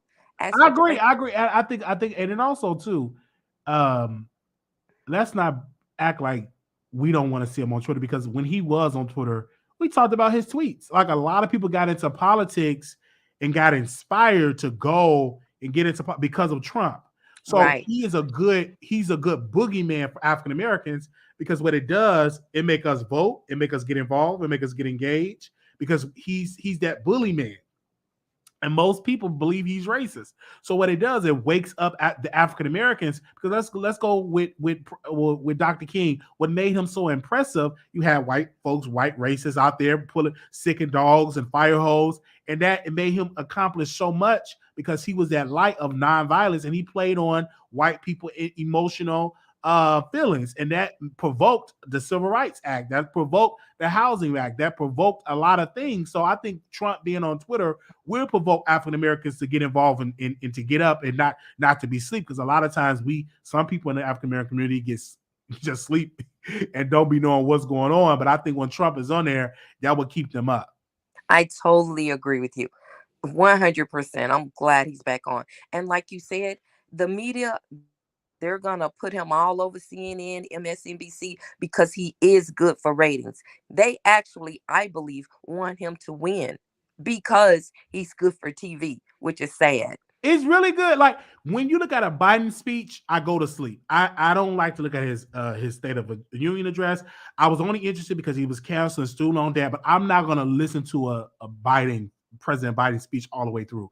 But Trump, I can listen to Trump for the beginning, middle, and end. He keeps my attention. Because number one, he's going to be disrespectful to the media. He's going to be calling the media fake news. He's going to have so much controversy and so much noise that you're interested, just like Nikki. Nikki creates, when she's trying to drop something, she creates drama online. And that makes people involved, like the Grammys. She wanted a Grammy nominee, so she created all this controversy by name dropping Lotto and all that drama. Now she's quiet because she ain't got nothing coming out. But as soon as she gets something coming out, it's going to be some controversy. So that's the same thing with Trump. And you know what? The whole thing with the bleach, him wanting people to ingest bleach and UV rays in your body. I was actually watching his press conference at the White House when he actually said that. And I could not believe this man said that on TV. And the doctor was right there. And she didn't even interject in and tell him that that's dangerous. So that's crazy. We need to see who he is. I'm all for him on there. Okay, so I'm so glad you got into politics tonight. I'm so glad that you talked about it's not about Democrat or Republican. It's about who's gonna help you in your life, who's gonna make your living situation better, like the student loan thing. The Republicans went to court to get it blocked so no one can get it. So the Biden administration is trying to fight to get that out. A lot of people don't know either that the Biden administration has gotten a lot of people that had like petty drug charges that were nonviolent released out of jail. So many people, but they don't talk about that. That's one thing about the Democratic Party. They are horrible at messaging. The Republicans are masters Yeah, at messaging. they're masters at communication, at their message, right? Yes. Democrats, because the number one, they don't have enough black consultants. Because if they had a black person like me, I would say like soon on forgive. Let's talk about it. Like the infrastructure bill. Let's promote more of that. Right. President Biden needs to do press conference in front of a bridge that's destroyed and say we're going to rebuild this bridge in Mississippi. They need to do more messaging and more and start broadcasting what they're doing. And that's something that the Trump administration, they broadcast what they were doing. They broadcast what they wanted to do. He kept saying the wall, the wall, the wall. He even lied when he announced that he ran for president. He said the wall was built, and it really wasn't, because a lot of the border still don't have a lot of the wall. Some parts of the border don't have nothing. But what I'm saying about the Republicans, they will lie, but they will promote that lie to the end of it. Democrats, they're so terrible promoting their good. Like again, like Speaker of the House, Nancy Pelosi, she accomplished a lot as Speaker, but would you see the Democrats really talk about that? No, unfortunately, no, they don't talk about their wins enough, in my humble opinion. You know why? I think it's because they are older people, and it is time for some new blood to come in. Because when you're dealing with the Republican Party, you have to be able to be ruthless like they are, because they are ruthless. They will lie. The Democrats, okay, you remember with the unemployment, how people got the $1,100? They didn't actually want to do that. They didn't actually. Democrats had to twist their arms, and then once they did it, they wanted to stop it. Thank God Biden got elected, and so they kept it going. The Democrats did. And even when they kept it going, the Republicans didn't even vote for it the second time around. And what Republicans kept saying, a lot of Republican governors, they lied and said, people don't want to work. No. Right. People don't want to work with low-wage jobs anymore. Because what that showed with that extra income on unemployment, a lot of people for the first time in their history was making a decent amount of money. Right. So when that was taken away, a lot of people didn't rush to go back to their jobs because they didn't want to do low wages anymore. I was working with a company, they was offering $11 to $12 an hour. They had to increase it up to like $16.50. Why? Because people wasn't applying. So people want to work, but they don't want to work for low-paying jobs anymore.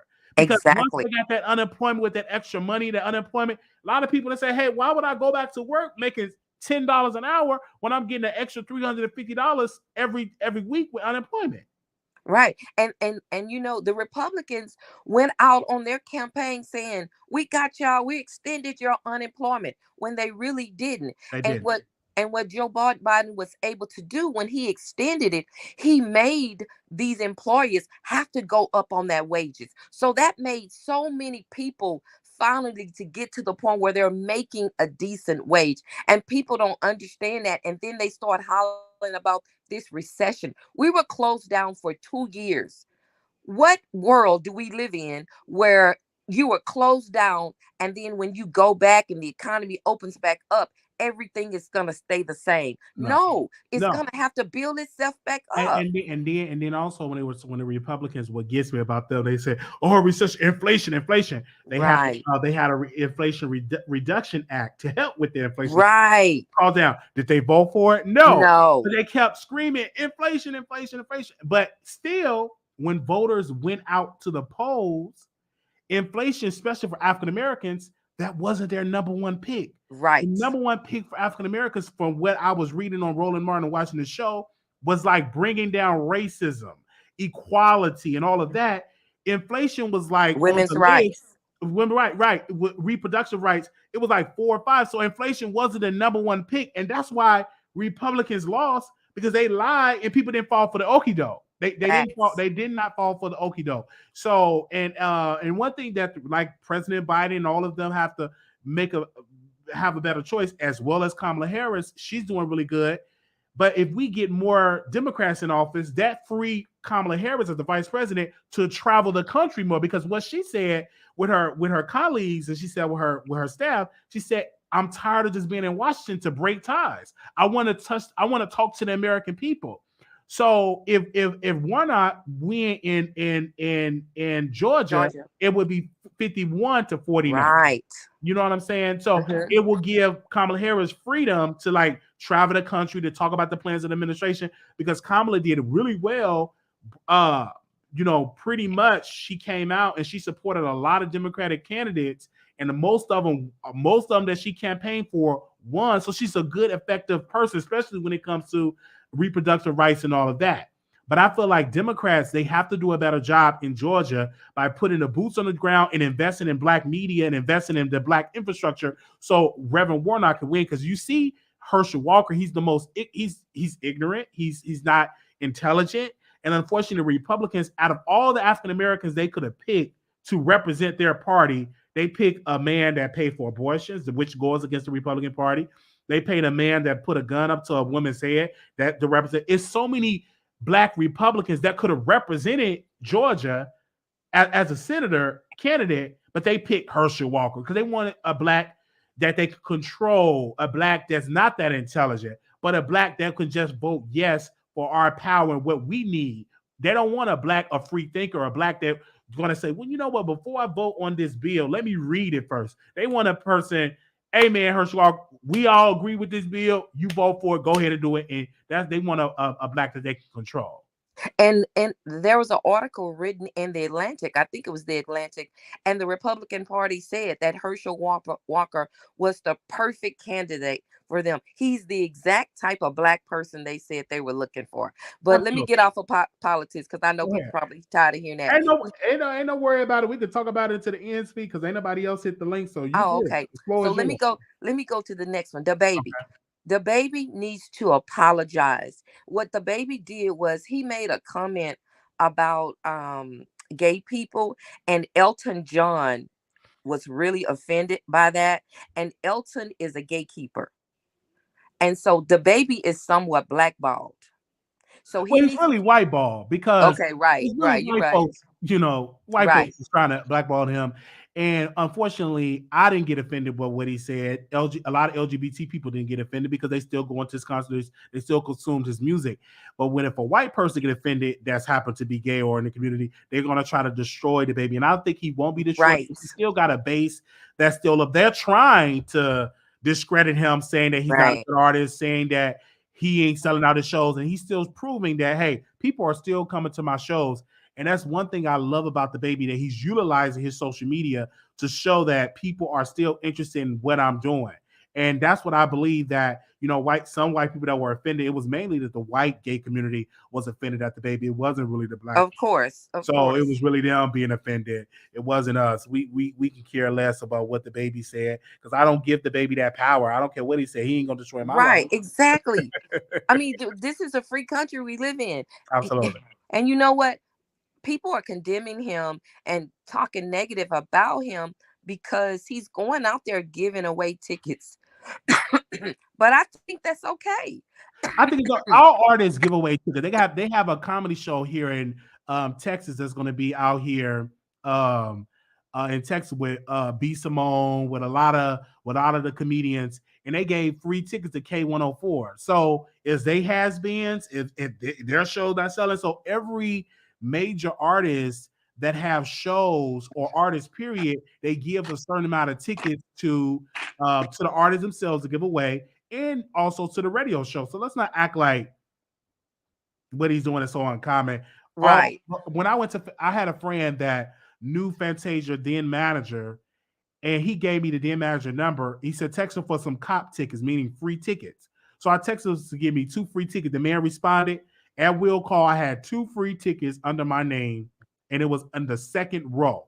Does that make Fantasia being a has-been because she had her manager give me free tickets? No, all people does it. Like, it is what it is. I've gotten free tickets too. I got free tickets to Jay-Z, Janet Jackson. So you're right about that. But I just hope it's just something about our people, Wiley.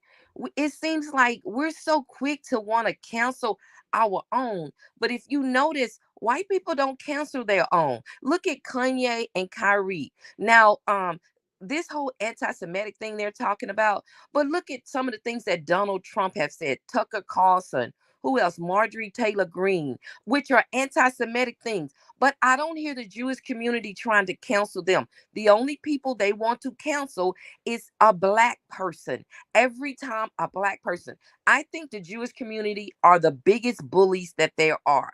And that's just fact. And we as black people, we have to start calling them out. Otherwise, they're going to continue to cancel our entertainers. And then also too, I hear that point. I hear that's one of the narrative that people are preaching, but we also have to hold our people accountable, like Kanye West, because he had his money in a white-owned bank.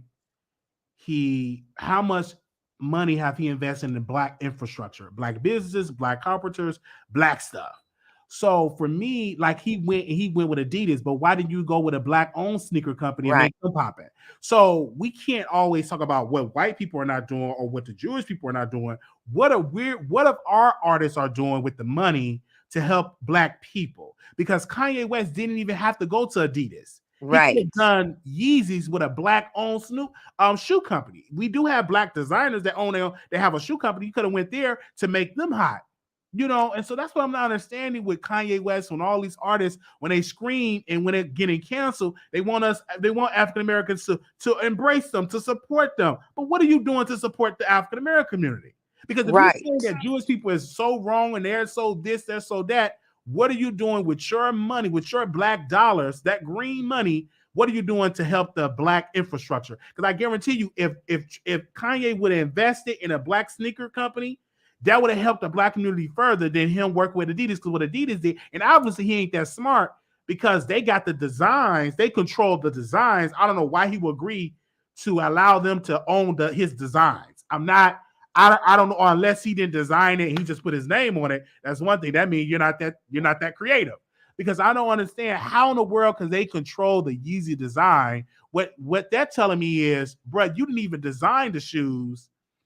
They designed it and you just put your name on it. Yeezy. No, he did. This is what happened.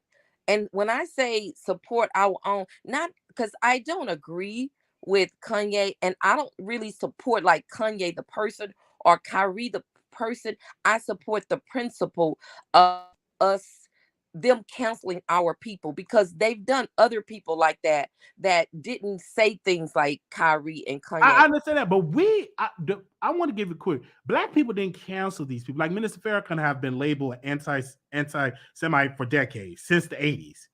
But anytime he speak, hundreds and hundreds and hundreds of people come together. Just like Monique, she tried to be canceled, but when she do her comedy shows, it's sold out. So I just want to get the messaging right that we ain't canceling we didn't cancel nobody. I don't even think people really cancel R. Kelly. They still listen to R. Kelly music. Because I still listen to his music because that's the art. So what I'm saying is we must tell Kanye West, bruh, bring some, because I'm still wondering where he gonna put that money, because Chase Bank don't want to deal with him no more. I wonder if he's gonna put his money in One United Bank, the largest black-owned bank in America.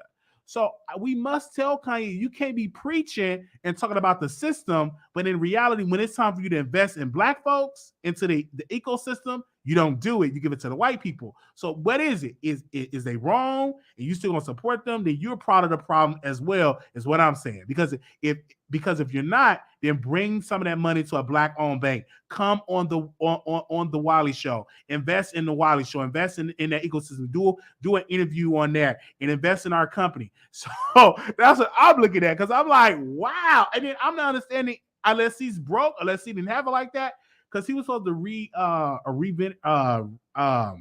he supposed to redo his house, like renovate his house, and they say he had to postpone that because of the money. So do you really have a lot of money in the bank, or is that just all for sure?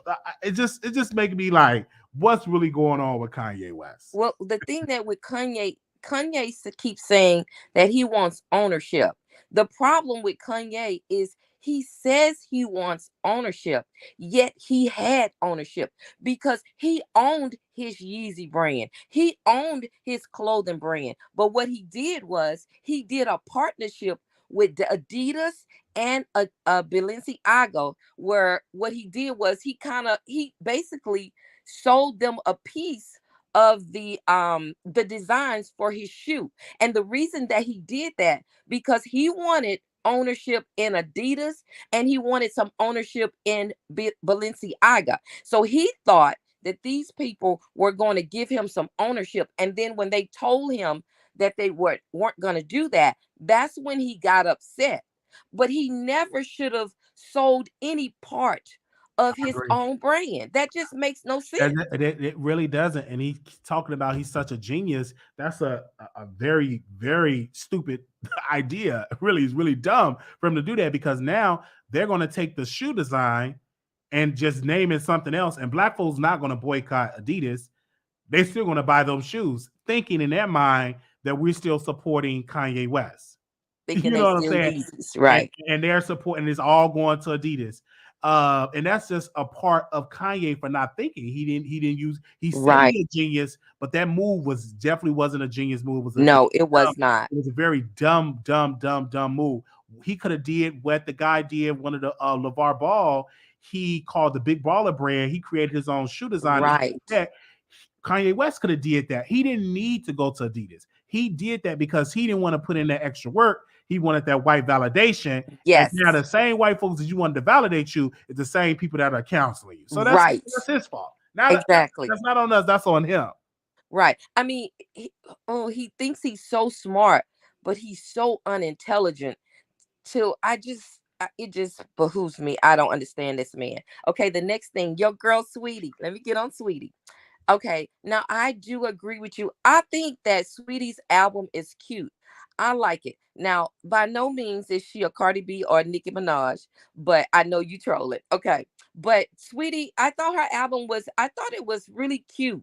I really did. And there were a lot of people saying a lot of ugly things. They were saying her music was trash. That's not true. It's not trash. It may not come up to your standards of what particular, because it's all subjective to what some people want it to be. But for what she did and who Sweetie is, I thought it was cute. I thought she did a good job. So I think people need to get off of Sweetie's head top or whatever, because I mean that album is not bad like people are saying it is. And Wiley, I do believe didn't listen to the project, or they're just going on social media about what the majority of social media said. Just like a lot of people were talking about Wakanda, and I'm like, did you watch it? I don't know. I ain't watching the 3-hour movie. I'm like, well, how can you say the movie was trash if you don't watch it? So it is what it is. But go ahead, man. Okay. I like it. Okay, so what I was gonna say about Sweetie. Let me say something about Wakanda right quick. I haven't seen it either yet, but the only complaint that I saw people saying about Wakanda was that they said that the women were the dominant people in the movie, and they said the men were portrayed as weak in the movie. And so I saw a lot of women that said that was problematic for them. And you know what? I'm still going to support the movie, but that would be problematic for me, because it's a problem for me if you do a movie and you're painting the women as all the strong figures in the movie, and then the men are the little weaklings. They said you had these women fighting other men, and the men were just so weak and docile. That's a problem for me, because we should not be allowing anybody, even if it's our own, to portray our black men like that. So that would be a problem for me, because I don't like that. Well, a lot of African Americans have to understand this is not black owned. These are white. Right, exactly.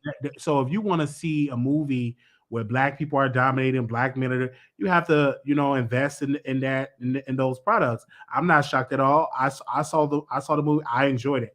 It was an entertainment, but I didn't leave there knowing that, this is going to uplift African American people. It could inspire us, but we must invest in black writers and black studios and invest in that black infrastructure, because again, we are going to these white controlled places and expecting them to do for us and put us in a positive light. That's not going to work. We have to invest in our own people to do that. We must invest in the Tyler Perrys and really stand on people, or invest in people to say, hey, let me write a movie and make sure we support the dominant black people and dominant black people that's showing that black strength.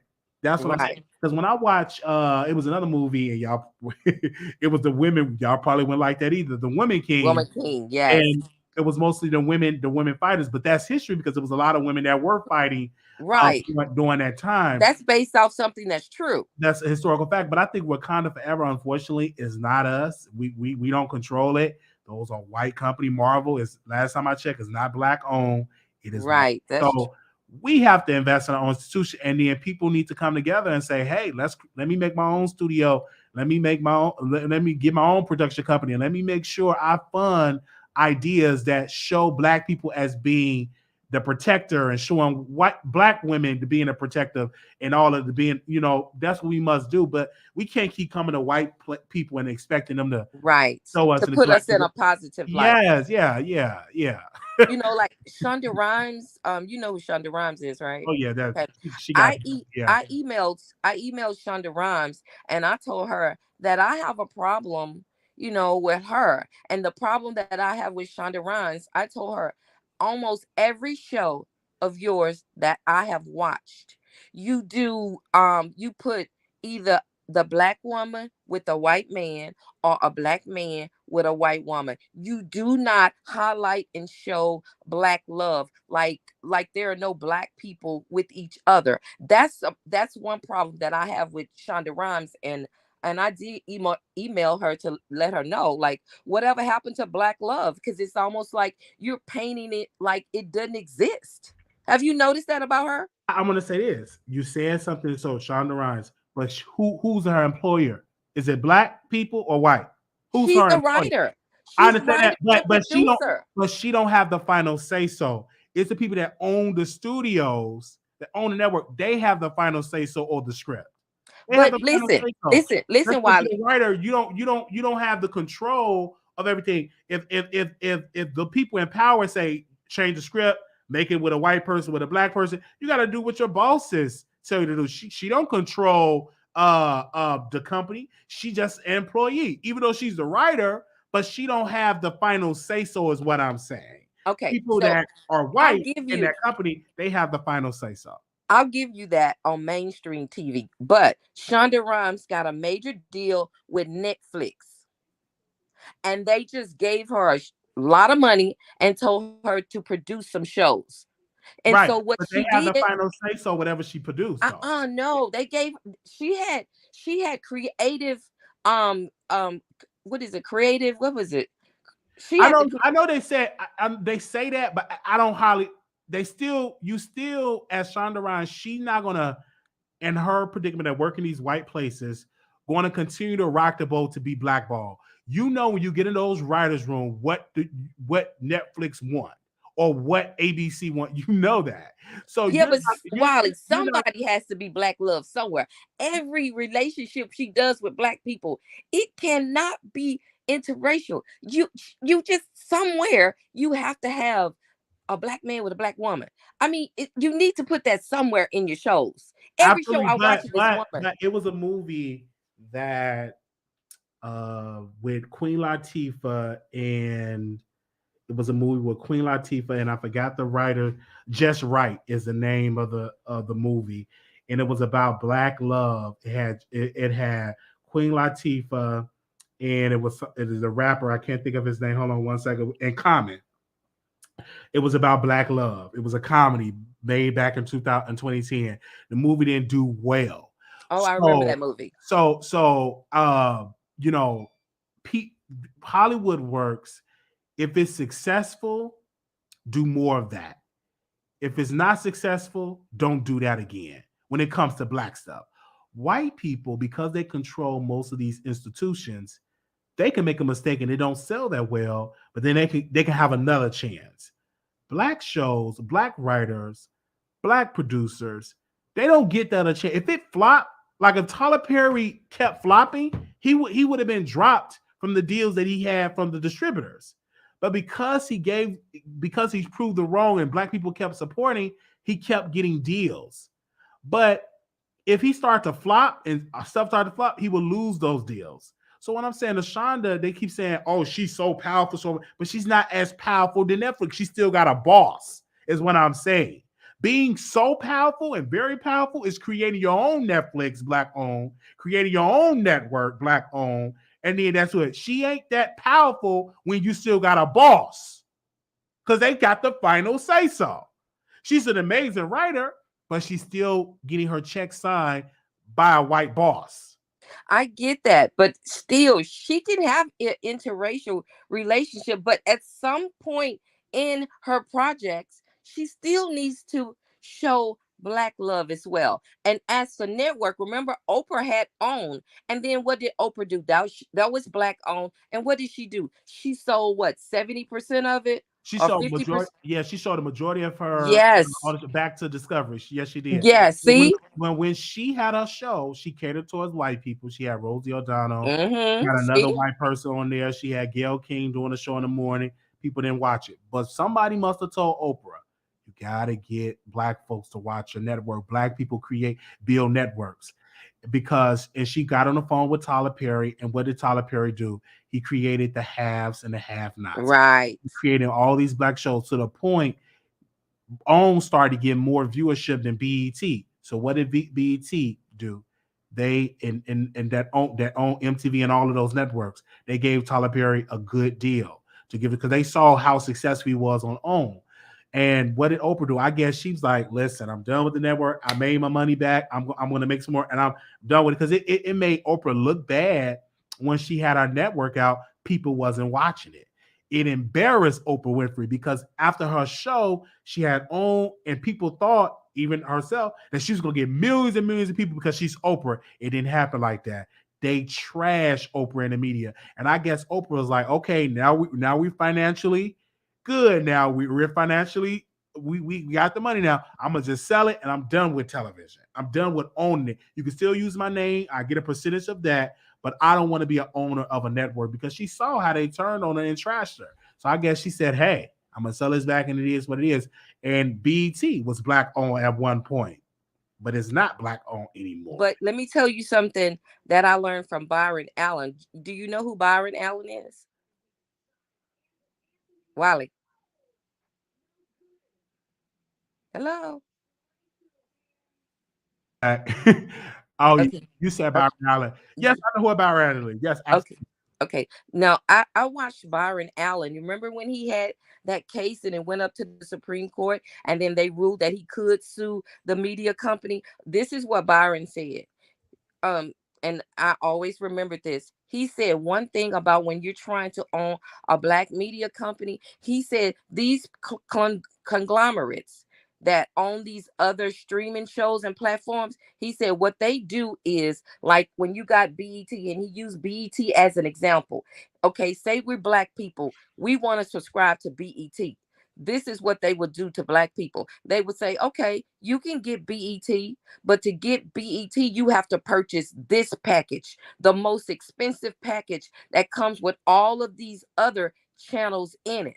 And because they were doing it like that, he said a lot of black people couldn't afford to get that. And he said that's one of the ways that they keep black people from getting media companies, because they say the way they structure it, they put us in packages that is the most expensive so that our people cannot afford it.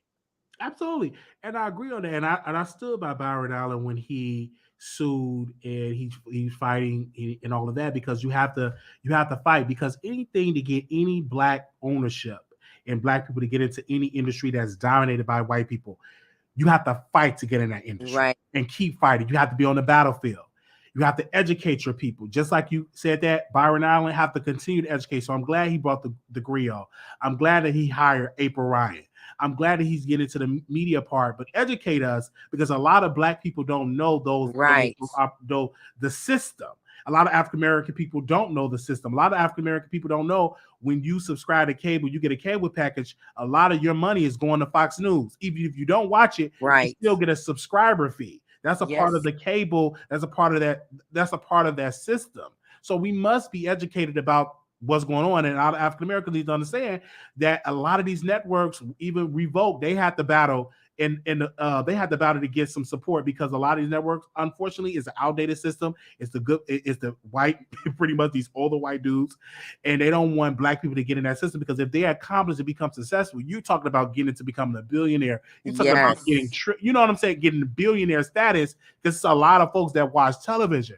So that's why they try to not block. really, they tried to block Puffy. Yeah, they even tried to block. Right, they definitely did, and they even tried to block Byron Allen, and he sued them, just like he did, just like Monique did with Netflix. People dragged her, but what did she do? She sued them, and the judge said you can continue with your lawsuit, because Netflix, they tried to stop her. Right, He said, hey, throw this out, Your Honor. The judge said no. She have a case, and the case will continue. And what did Netflix do? They got on the phone with Monique and her people and said, "Hey, we're gonna settle, and we're gonna give you a Netflix special." So they settled more than 500,000. So people kept thinking, "Oh, she got more than she can't talk about it because that's how No, they she got more than that. I think she got at least a couple of million. You get a couple of million, and they give you that non-disclosure agreement, so you can't talk about it. But sis got some couple of million, and she got a Netflix special. Yes. Because why? She fought for it. They didn't just give it to her. She took them to court, and Netflix was like, okay. And everybody was against her. Almost everybody was against her. But she still persevered. She kept on. Absolutely. Wiley, I got this for another show for you. Before I came on, I was online or whatever, and I saw CNN had something on there where CNN was. Did you see this video where CNN was interviewing the ex-CEO of the Grammys? Wow. Okay. No, I didn't see that. I saw what the CEO was talking. I don't know if that's the ex-CEO, but what did he say? She said it was a woman. This is what she said. She said the Grammys are rigged. She said I was in the room where Ed Sheeran and she said Ariana Grande were up for Grammys. She said there were people there were record labels in the room and people that they had relationship with two other artists that said they wanted their artist to get a Grammy.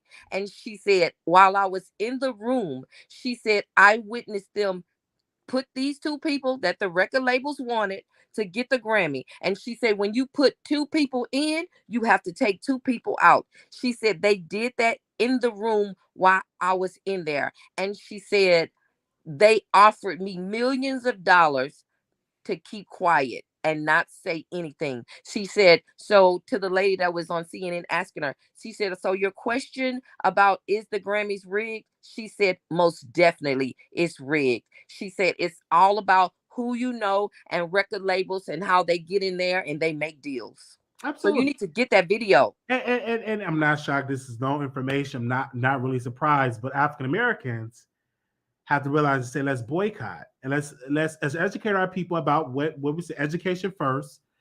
And then it's up to the African American people to be like, I'm gonna say allegedly because we don't know, because I'm not in those rooms. I'm gonna say allegedly. Right. Why continue to give your music to a system that's rigged? Right. So that, to me, I'm looking at y'all like y'all keep giving to us. So don't complain about a system that is rigged and you keep investing in the system. You keep showing up. You keep telling your fans you're going.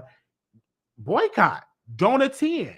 Don't submit your music. Don't continue to go there. Support institutions that support you and that give you a fair chance.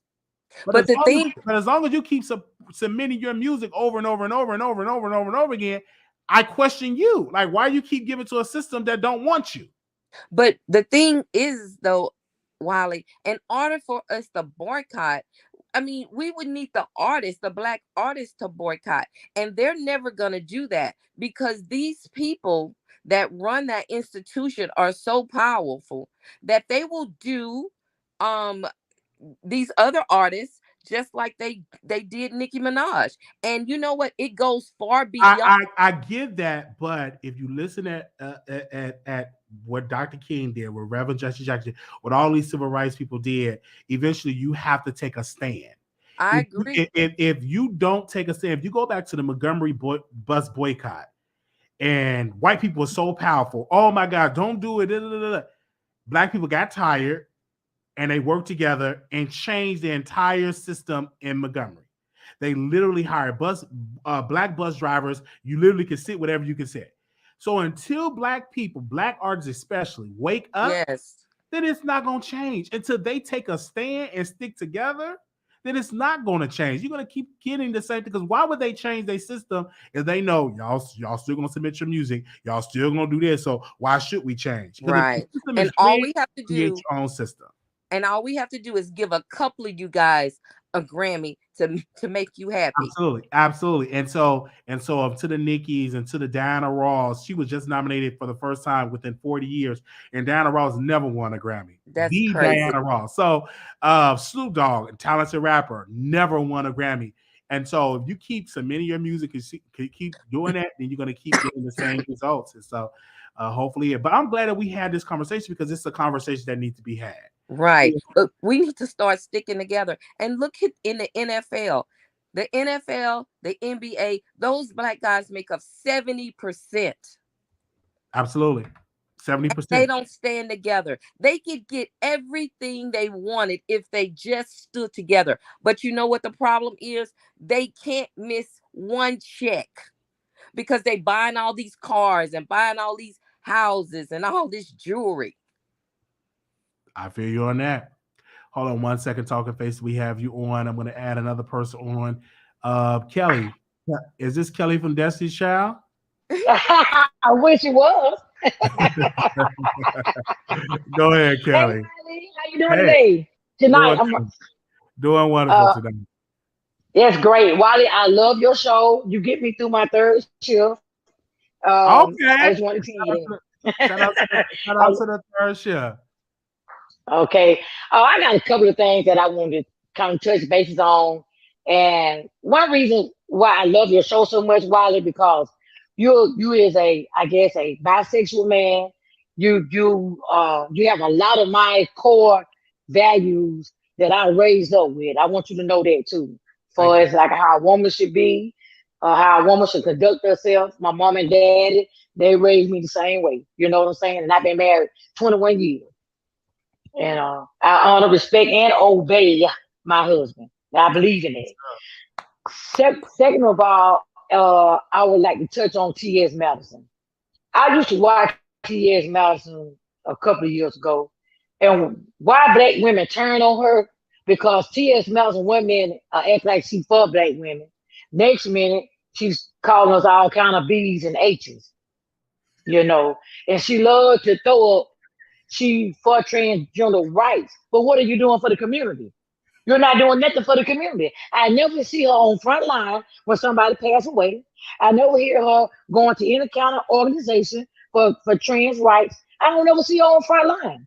But you want to be on Facebook and Twitter and Instagram with the BS, like you so much for the trans women rights. You know? And far as about the baby concern, I do feel like he blackballed. And I'm gonna tell you why I feel like that. When that came out at the Rolling Loud, when he said having sex, you know, in the back seat and, you know, sucking peen on the back seat, the baby never did say it was the gay community. He just simply said, if you're not doing that, put your lighters up. If you don't have HIV. A lot of people, if you go to concert, they hype the crowd like that. He never said that. But still, he went on to play along with the LGBTQ community, went to the old meetings and sat down, and he promised a donation. That's what a lot of people don't understand. And he refusing to pay the donation because he did the apology. So I feel like they're the one that kind of blackballing him because they want their money. You know? And for the Shanquella thing concerned, I don't never like to tell nobody how to grieve and what the final expenses is because, you know, we don't know what kind of debt she left, for number one. We don't know that. Number two, I'm understanding they hired a private investigator, like their own team of people. That's why Kyrie Irving donated so much money. So I kind of like put the brakes on the GoFundMe because when I see what the family doing behind the scenes, it take money. Like Black Lives Matter, you know, they stole the money. People don't have the money to do the private investigation and to do private things behind the scenes, like, you know, taking care of family bills, setting up a trust fund. That where the money with Black Lives Matter come in there to me. But we know they fraud everybody. So a lot of donations supposed to be, from my understanding, is used for that, you know. Because we don't know how long it's gonna take private investigators and attorneys to make to make sure these people well, hopefully the prosecutor pick it up if it get that far to have justice. It takes money to get justice served. In the black community, a lot of times we don't have that type of money, you know. But and I got a comment about the woman that just called before. She really long-winded to me. You know, you're long-winded and you keep calling back. Let us get in sometime.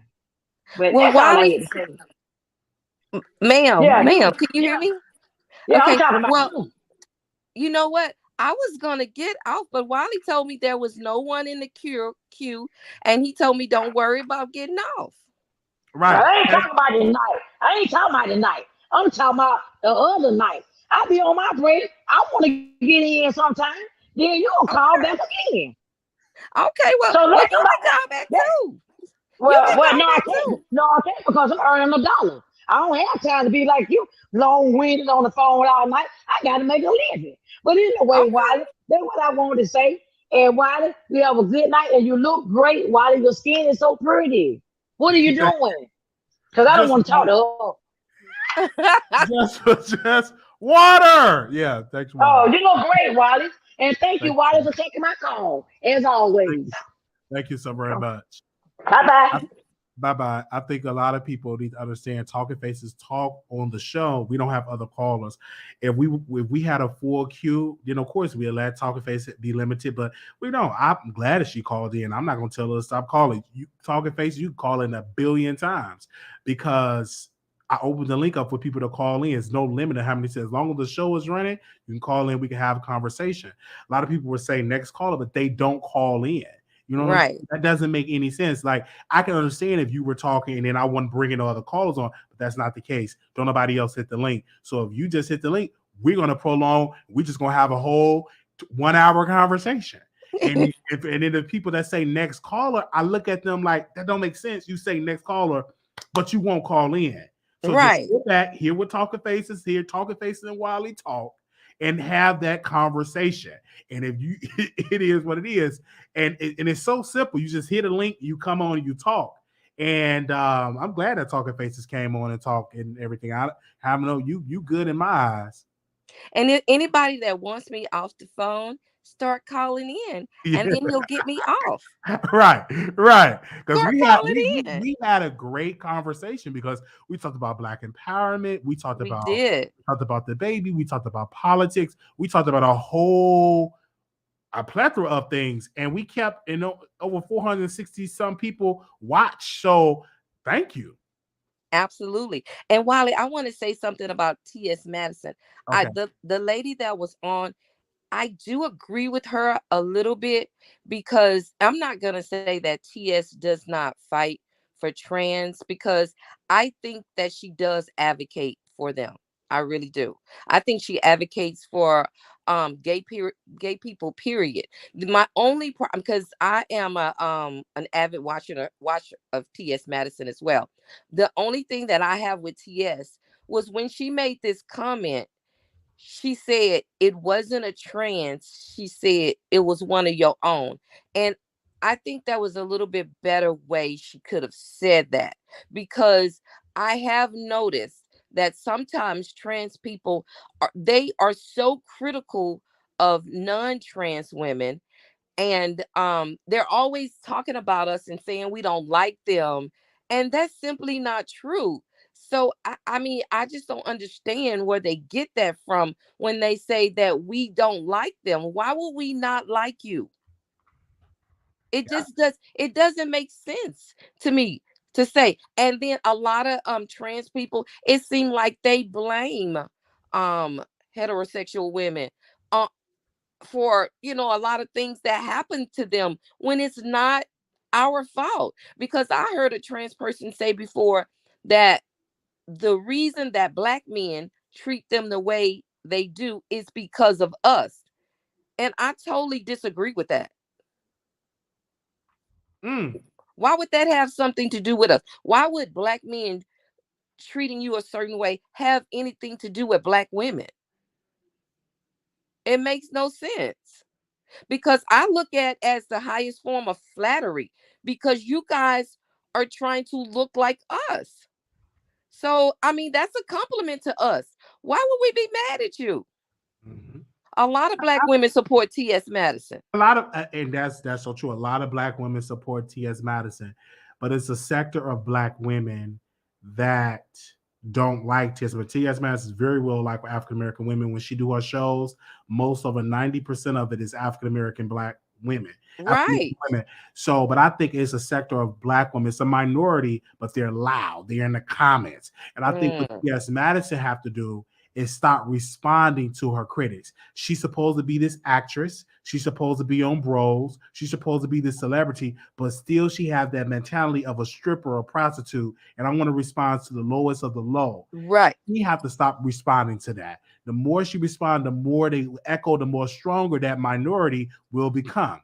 Now, because at one point I thought she was done getting down with the get down, but she still responds. If you make a tweet, stand on it, don't respond to it. But if you keep responding to people that's getting it wrong, then you are giving them energy to keep getting on your nerves. Because what they're gonna do the next time, they're gonna get back on her nerves. Right. She Hold on keeps one giving second. them. She keeps giving them light. Absolutely. I think it's somebody else backstage, so we're gonna bring them on so they can say something. 1 second, talking face. I have you on, Miss Beautiful. You live on air. Yeah, Welcome. it's Queen Tulsa. Welcome. Thank you. Hey, Queen Tosa, I came on your show one time. Hey, girlfriend. Hey. Now listen, I have a question. Do you feel like there's a competition between me and you, or do you think that I don't like you? No, there's no competition. I'm in the competition with No, myself. I'm talking to Miss Lady. No, I don't. Why would it be a competition?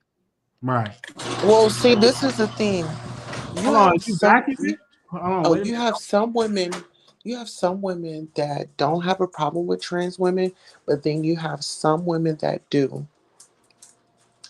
But I So think it's so it's small not though. all Because women. right, it's not all, but I think most women support trans women. I Mm, think it's a minority, like Wiley said, because I mean, I work in the public and I have friends and I talk to my friends and stuff like that. mhm. And I don't see that. I don't see what I hear people saying about women versus trans women. I mean, I just don't see that. But maybe because it's not in my sphere that's why I don't see it. Right, But it's out there. and it's just sad because I mean we're all just people and we just need to love each other and support I each think I other. think that That's it. I think that African Americans, if you ask them a question, do they support gay marriage? It's a huge percent that will say no. Even Mhm. even even myself identify as bisexual, don't support gay marriage. African Americans are still conservative when it comes to LGBT rights. And when you're talking about trans right, they're even more conservative. Because if you ask them a question, what if your child wanted to be trans? Listen to the answers. I could do a show on that, and you would be surprised at the response of African American women and also men. But trans are like at the bottom of the list when it comes to African Americans of their thought of what they think about them. They go very aggressive. A lot of women feel like trans women are stealing their man. A lot of women Oh I've my talked god. to say they try to be like us. They're not us. They're not women.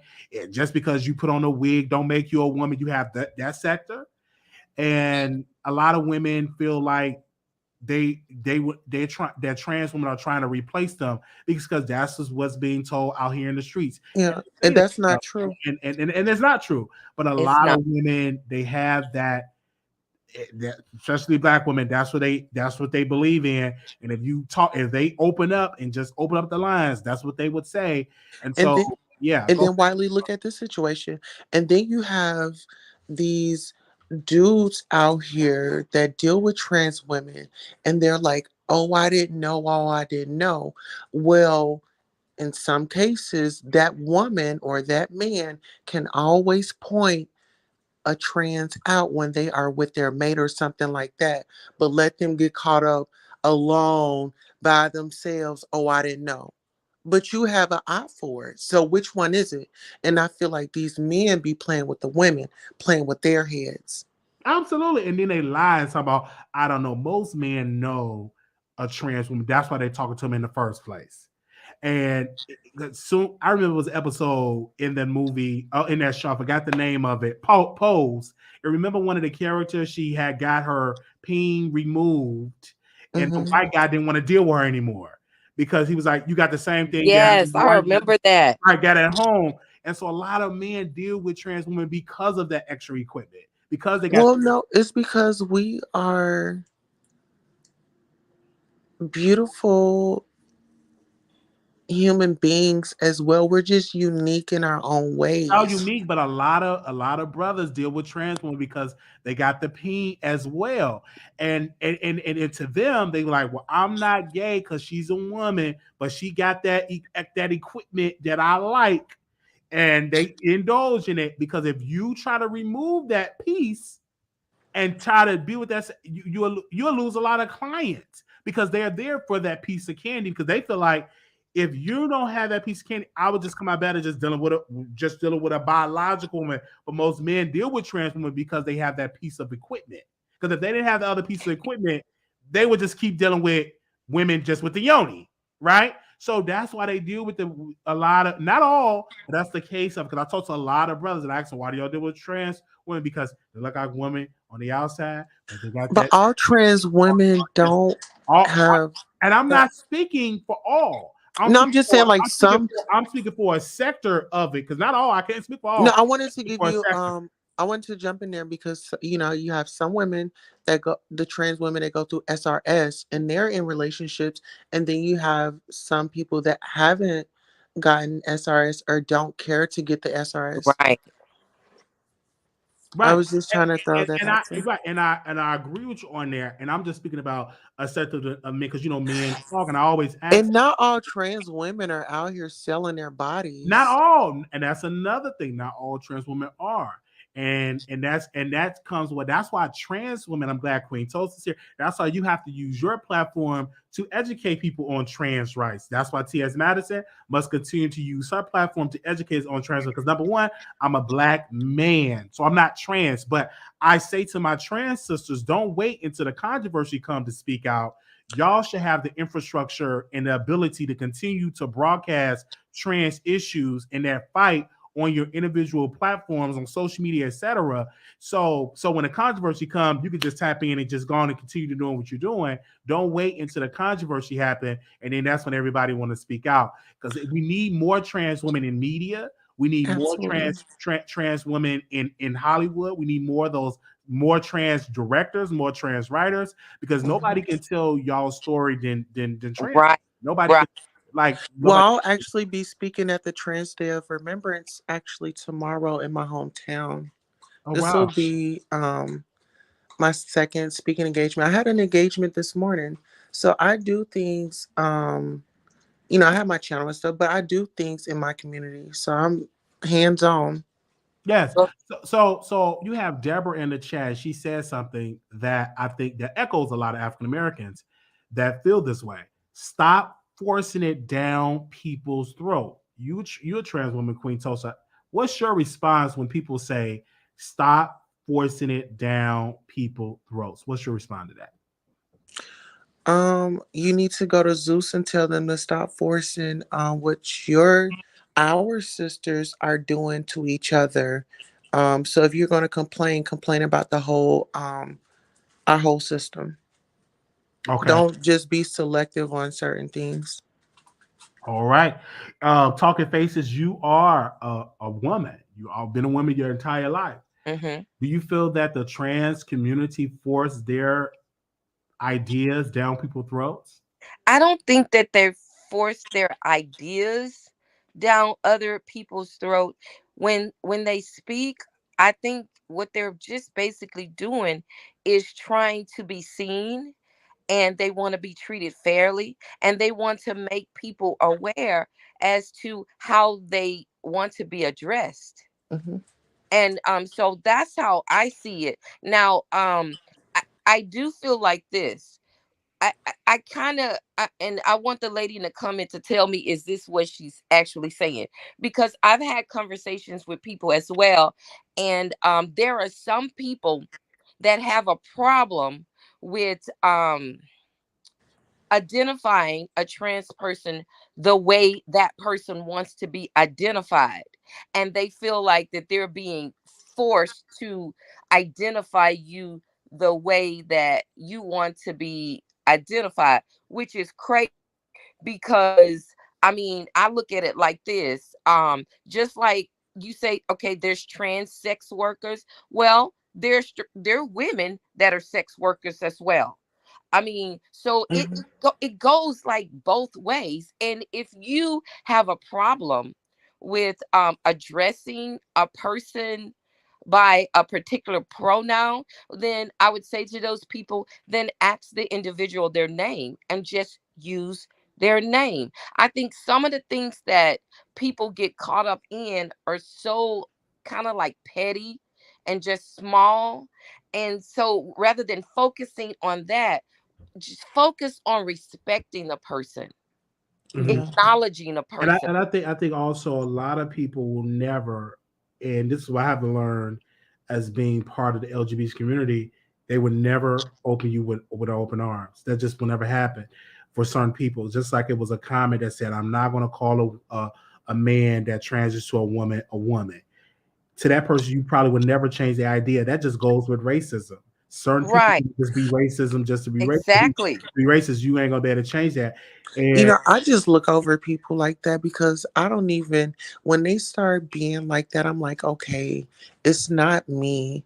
It's something that they are Within dealing you. with something with within them, right? themselves, you Absolutely. So know, we and need I people just that get attention. right on along. And Absolutely. And that's what you have. That's what you have to do. But I think that these conversations, having a trans woman here, having a woman, a biological woman here to have these conversations is needed. And we need more of these conversations. Because I remember recently I had a couple of months ago when a trans woman was killed.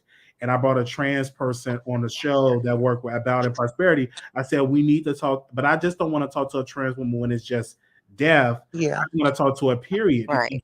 it's a lot of trans successful women that are out there, and I've realized we need to promote more of that. And I think that will happen if my platform as well as Queen Tulsa platform as well as TS Madison platform is power. So we need to broadcast the voice because I don't just want to just talk about trans women when they pass away. I also want to bring awareness to trans women that's out here doing it and owning companies and running companies and having successful families. And those trans women they got yes, trans sisters out here got master's degree, PhD. So we must yeah, bring awareness to that as well. And you know absolutely. what? I want to Thank say you for too. providing the space. Thank Yeah, you.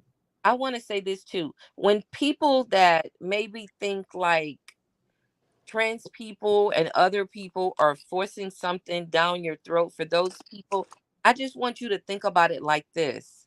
Black people were discriminated and are still being discriminated against. And we want to be treated fairly, and we want to be inclusive. So that's all they're really saying that they want. They want us to be inclusive with them, and they want it to be treated fairly and treated equally like we are. That's all they're asking. And Absolutely. that's a lot. Yeah, that's definitely the truth. Thank you so very much. Anybody else is welcome to come on the floor. Thank you so very much, Quintos, for coming on. Thank you. That was a great Yes. conversation. Definitely needed. Thank you so very much Bye, uh, Queen. for, All for right, are y'all ending the show? for coming on. I'm gonna do my closing remarks. Something else you wanted to say about this topic? Yeah. I was just gonna say, to the young lady that's here, it's your name slipped my mind, but I want to thank you for showing up. And sometimes, I just be in a zone and I don't have those words to give. But I thank you for definitely explaining it, breaking it down, and loving me. And I love you. And let's support each other. This is not a competition, it's a coalition.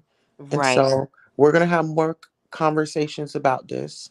Thank you for having me. Thank you I so love very you too, much. Big Tulsa. Thank Okay. you. All right. Talking Faces, did you want to say something before I That's give my closing? it. I really enjoyed speaking with you tonight, Thank and you. Queen Tulsa and the other lady was there. And forgive me, people in the comments, if you feel like I dominated the conversation tonight, but again, you didn't call in. And I just really like Wiley's shows. And tonight, Wiley was on one tonight. Wiley, you had the topics tonight, baby. You got into pop.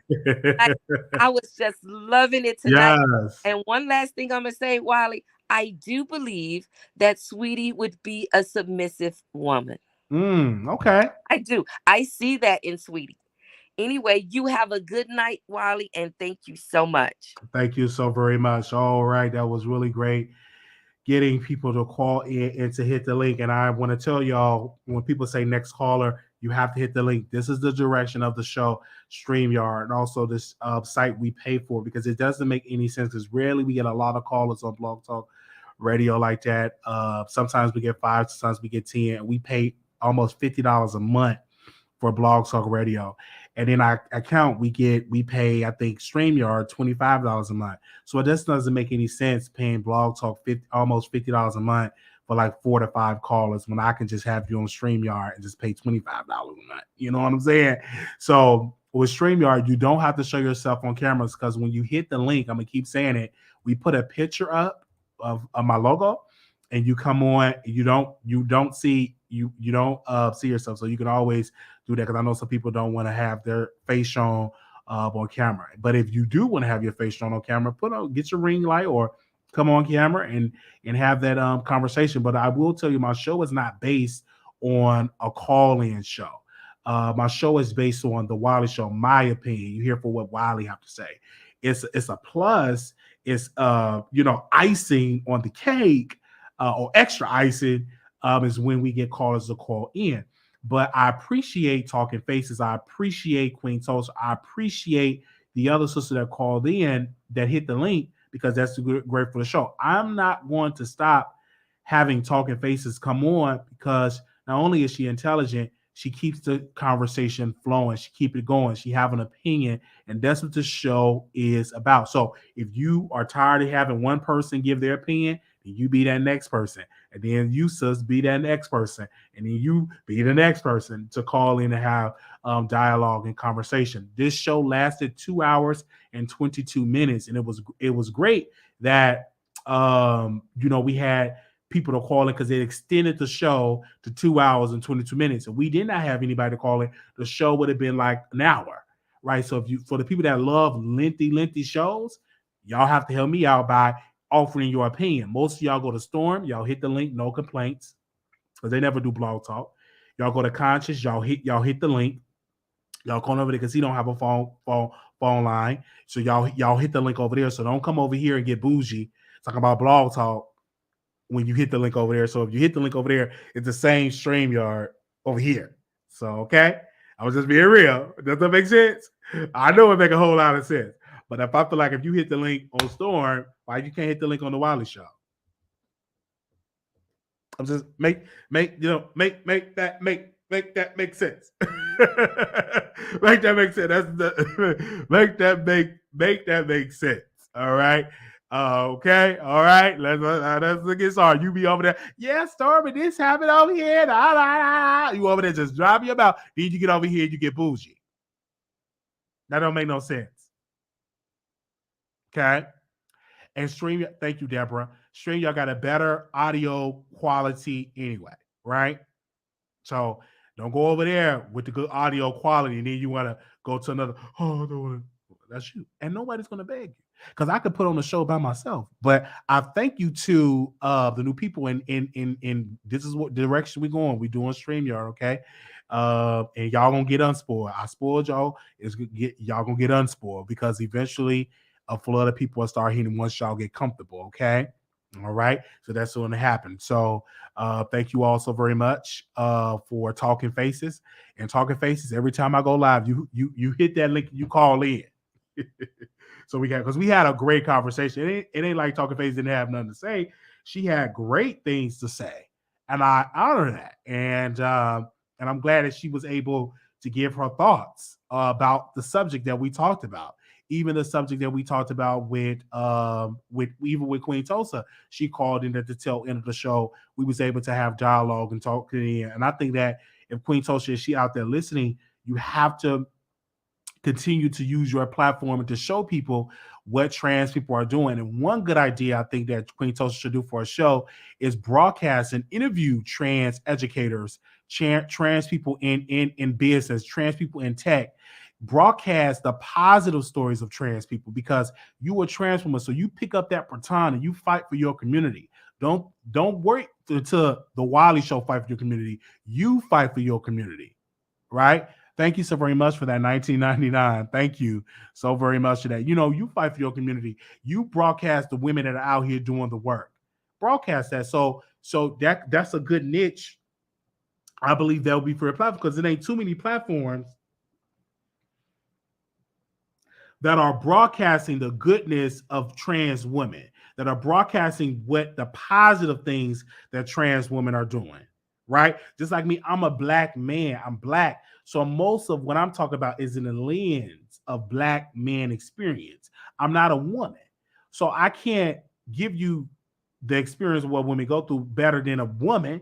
A woman must come through that, right? All right. So yeah, I got a question, Pay Wiley. Is there a reason we can't send a link through the text number anymore? They're not allowing that. So we just put on there, the Wiley Show is live, here to the YouTube page. That's what we put. And so most of y'all intelligent to know to type in the Wiley Show. Most of y'all are subscribed to just come to the channel. So we can't send a link anymore because so many people were sending links and they stopped it. So I don't know if I have to pay extra, and I'm not doing that, because I could just say the Wiley Show is live. You just type in the show and come on the show. And most of y'all should be subscribed anyway, right? But we had good numbers today. Over 60 to 70 people were waiting. It's not that people are not watching the Wiley Show. It's just that I have to give them stuff for them to watch, because y'all tuned in today. Y'all like the TS Man, and I learned something today. It's not the fact that y'all not watching the Wiley Show. Y'all want to watch who y'all like on the Wiley Show. Because like today, y'all tuned in today, and most of y'all tuned in because y'all thought I was going to drag T.S. Madison. And I agree with Terry, but if you saw it on my Instagram, you knew I wasn't going to drag her. Because she ain't saying nothing wrong. It was another black woman that her black friends that took her out. It was one of her own. All right? So but y'all tune in today. Every time I ain't gonna be dragging T.S. Man, because she didn't deserve to be dragged. Because what she said was right. It was one of Shanquella's own that took her out. One of her own. Her own people, her own so-called friends took her out. And it's so unfortunate. And I believe those people, Khalil, the other girl, the other people, all of them need to be in a Mexican prison. Her own people. Her own people, whether her gay best friend, her own people, her own so-called friends took her out. I don't care if the person was gay, straight, bisexual, trans. It was her own people that she thought was her friends that took her out. And they definitely need to be in a Mexican prison for the rest of their life. They're not even going to last in life in prison in Mexico, because it's already a language barrier. The system is different. They don't give you all them good meals that you used to eat, because the American prison compared to some of these other prisons is hell. So I know for a fact the Mexican prison is not that good. So you got the Mexican prosecutors involved. And so they definitely are going to come out with it and have that conversation. Somebody says, speak on black men. We'll get you a show and speak on black men. We always speak on black men. I speak on black men. And I speak on black women. This is the Wiley Show. If you want a channel that just speak about black men, create you one and talk about black men. But I talk about black men, black women. I just talk. But if you want a show just talking about black men, create one. That's why I don't do friends. I've hold a conversation, but I'm not going anywhere unless my blood sisters come. And you got to be careful with your blood sisters. You got to be careful. It's just really sad all over. It's just sad, that happened. Really, really sad. Okay. Also, you defended T.S. Madison said it was her own. It was her own. I'm talking about her own, meaning her community, her friends, her own people. It was her own people. Those are her people. So it is what it is. And if you didn't like what I said, Prada me, you could have called in. You could have called in and tell me why I should speak up. Let me drop her a link. Give me a second. Let me drop her a link. For she could share what she want to say. Let me drop her a link. All right. Hold on. Did she want to say something? That's what I'm saying. Hit the link so we can have dialogue because you have something to say. Okay. Now she's upset with women because the women turn against her. Y'all know what I'm talking about. It made y'all call in. It made y'all tune in today. Now to get your laptop. You can hit it on the phone as well. Because one thing about streaming, you can come on the phone as well. I'm here. I ain't got to be at work right now. I'm off. Well, I'm not off today, but I'm here. Yes. She ain't going to hit the link. But I thank for y'all for hitting the link. That was great. For those people that did hit the link. And shout out to T.S. Madison. T.S. Madison is not perfect. Her movie flopped. Bros, it flopped. But T.S. Madison, you have to understand, are you going to be a celebrity and be unbothered like Beyonce? Or are you going to be a celebrity part-time, but then you want to go back to dragging folks on the internet? Because I thought you was above this. You got checks to sign. If you got checks to sign, you unbothered, and you are nominated for a Grammy, and you're supposed to be a Grammy nominated person, why are you still acting like the stripper or the prostitute on the corner? So only prostitutes on the corner respond to low vibrations, rumors, and stuff on there. If you above all that, if you deliver from all that, then give that energy, being above it. But the more and more you keep responding, the more those people are going to say what they're going to say. Because why? You're going to respond to them. That's how the internet works. It is what it is. Once you stop responding, they move on. Like Beyonce, a lot of stuff don't stick on Beyonce because why? She don't respond to it. That's what I'm saying. So if you are on a Beyonce record, like you on a Beyonce record, you should be unbothered by what people say on Twitter or Instagram, on all those other sites. You should be unbothered.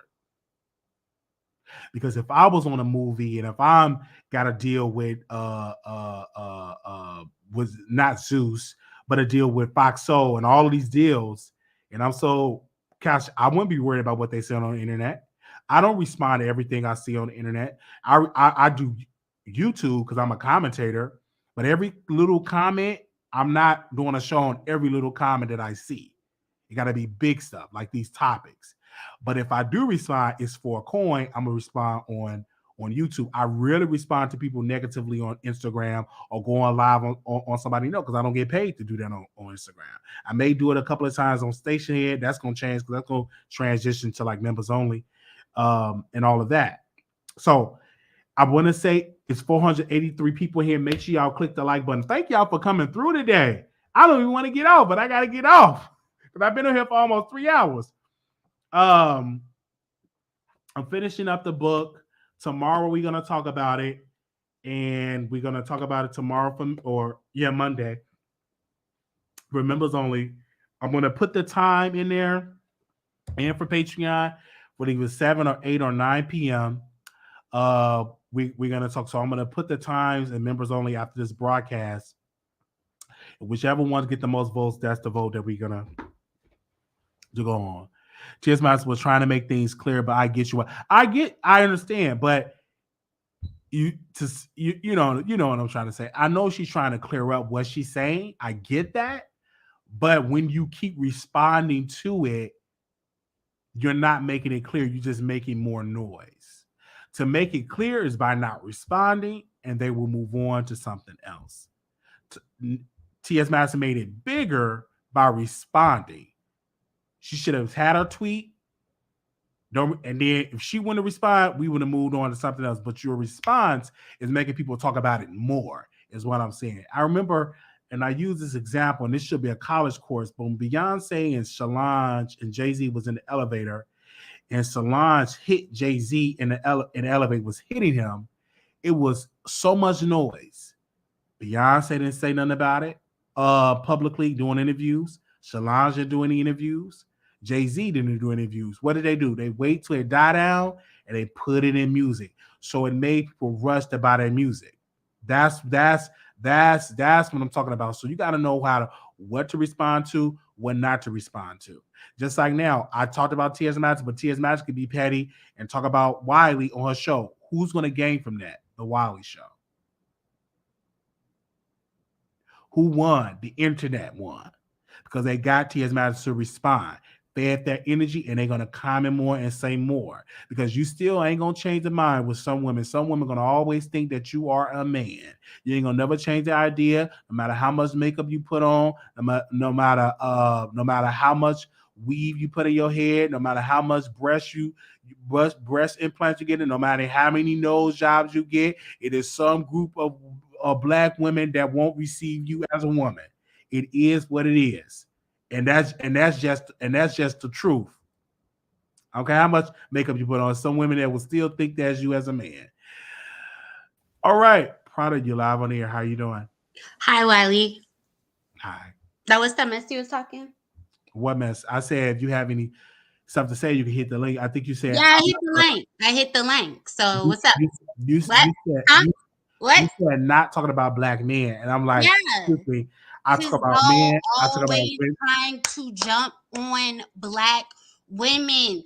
Leave us alone. Leave us alone. Black women in general, we do not sit around and have conversations about trans people, okay? But we're always in y'all's mouths. Why?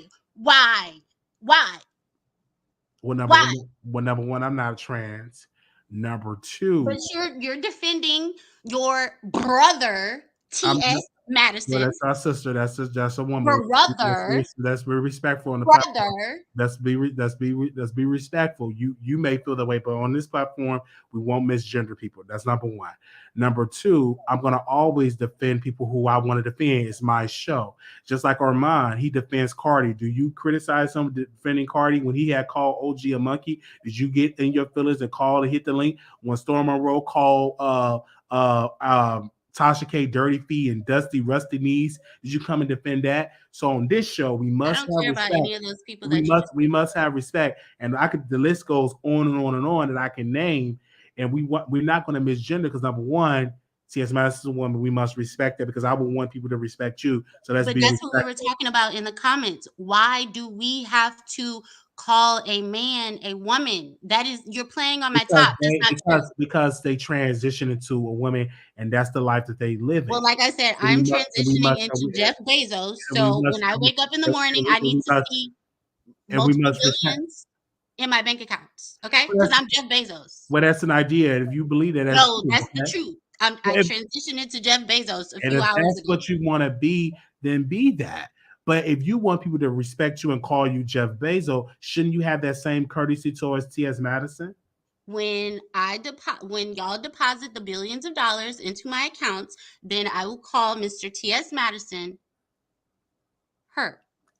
That's it. So what I'm saying is, I don't think that you will go on the street and be disrespectful to a trans woman, correct? Oh, you think so? You will do that? That's what you think? No, I say I hope that you will not do that, being disrespectful to a trans woman on the street. So what about our feelings? What about women's feelings? I think that You women don't think that's disrespectful to us that men are walking around calling themselves women?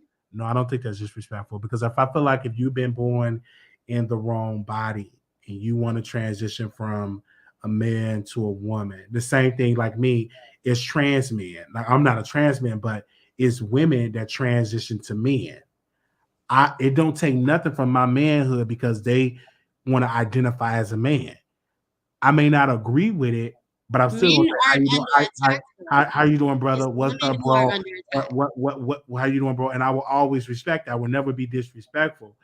And if like a trans woman, I may not agree, but I'm still gonna call you sister. I'm still gonna call you Miss such and such such. I'm not gonna call you Mister when you identify as her or she, and I'm just gonna be respectful because I think that's the mature way of doing things. Okay, so I'm a tree and I don't feel like I should have to pay bills. How about that? But if you don't pay your bill, what will happen? If they don't get surgery, what will happen? I'm just actually. Me too. I'm just asking too. And it's some trans women that do get the surgery, so they're not women. No, Because you it's cannot some, replicate so it's some women, trans women that get the surgery, that get a womb and all of that, and we must. What I'm saying, I may not change your mind because you necessarily don't agree, and I can't force you because it to doesn't agree. make sense. A But man what cannot I'm become a saying is woman. that A woman cannot become a we man. must be respectful to people that we don't agree with. Can you agree to that? We have to be respectful because I don't want people to be disrespectful to you or to your to what lifestyle or how you live it. Still be respectful. We may not agree about what you're doing, but still respect me. And I think that is what we should do with TS Masso for anybody is to be respectful. So where does that leave actual women? Women, y'all still solidify. Women, y'all not going anywhere. And I think with T.S. Madison, she said, I'm a trans woman. I know I was not born a biological woman, but still respect me for who I am. And I think that a lot of people feel like trans women are trying to replace women. No, women are still, my mother is still a woman. She have not been replaced in my life. My sister is still a woman. Well, that's even silly to think because a man can never replace a woman. No, but why? But to some surgeons women, try to recreate vaginas. That's not possible. You can't recreate a vagina. Certain women I talk to feel like they're being replaced, and I say you can never be replaced. I'm speaking for that people that I talk to. They feel like they're being replaced, and I'm just responding to a comment that people say, "Oh, now they're trying to replace me," and I'm like, you can never be replaced because women will always be here. They are the creators of Earth, so they're not going anywhere. Right. It's just a preference. I think that trans women want people to respect them, not being disrespectful. Because I think if you start calling a trans woman a man, that's disrespectful. Especially because if they identify as if they identify as a woman, just respect that. And if you can't respect that, then don't bother. But I don't think you should go out your way just being disrespectful. I don't think that's not cool. I just think that's not cool. You can do what you want to do. I just think like that's cool because I think if you have a child that's bullying somebody, that child will get suspended, right? If they going out here being disrespectful, calling them a man, harassing them, saying it over and over, they will get suspended for that behavior. So we must behave well when it comes to all communities. That goes both ways. It goes to the trans when it comes to women, biological women, and that goes for biological women being respectful to trans women. Sabby Bean said that they're doing uterus transplants now, or at least attempting to. But the crazy part is it's only a one-time use. But y'all are sitting up here talking about trans people are women. No, that doesn't make any sense. And it's not being disrespectful when we state facts. That is a fact. You cannot just be born a man and become a woman, no matter how many surgeries you get. At that point, it becomes, okay, so do men only think women are breast implants, BBLs, makeup, and wigs? What makes them a woman? Do you have the answer?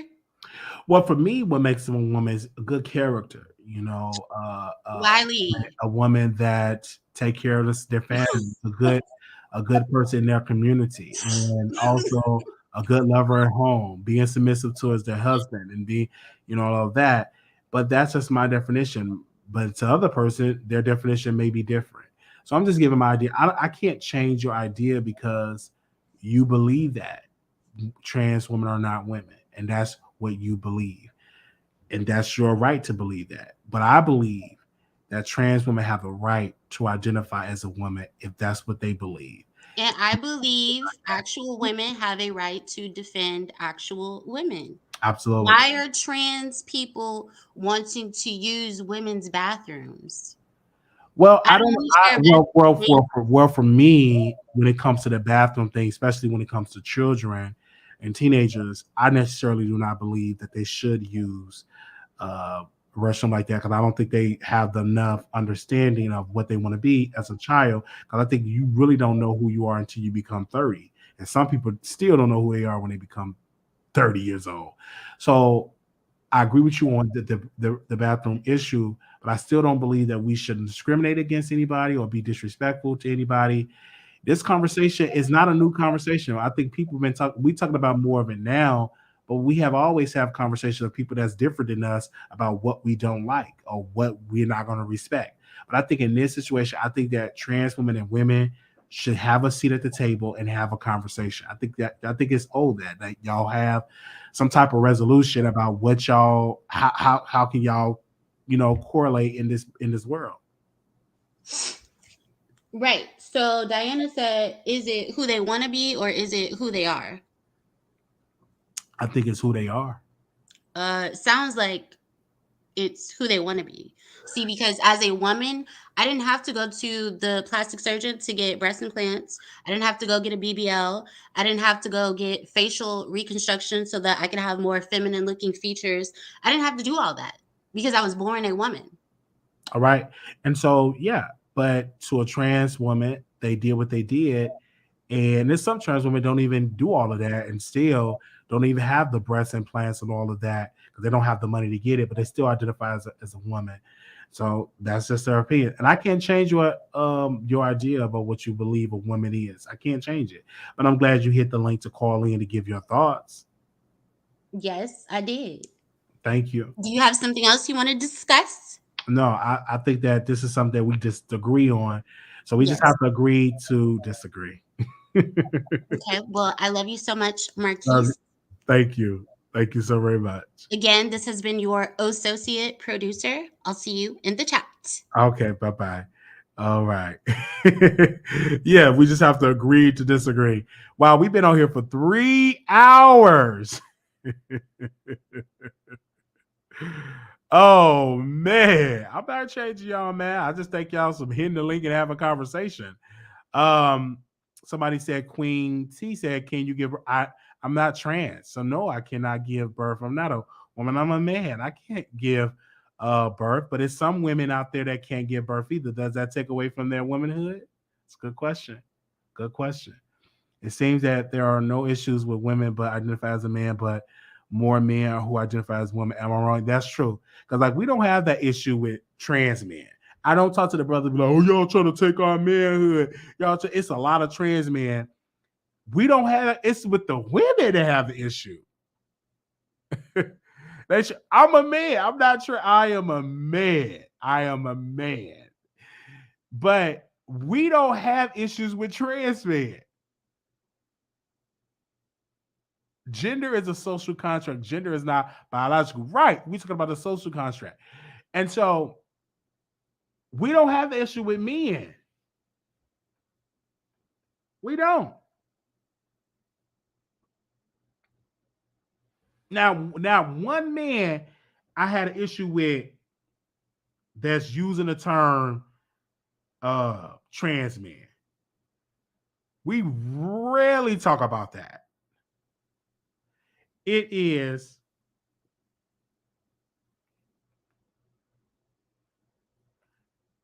women that have the information, that have the problem with trans women. But trans men, man, we don't care nothing about that in a negative light. We don't. We don't put them, oh my God, y'all trying to replace us. Y'all trying to replace us. We don't say that. We just let them be them.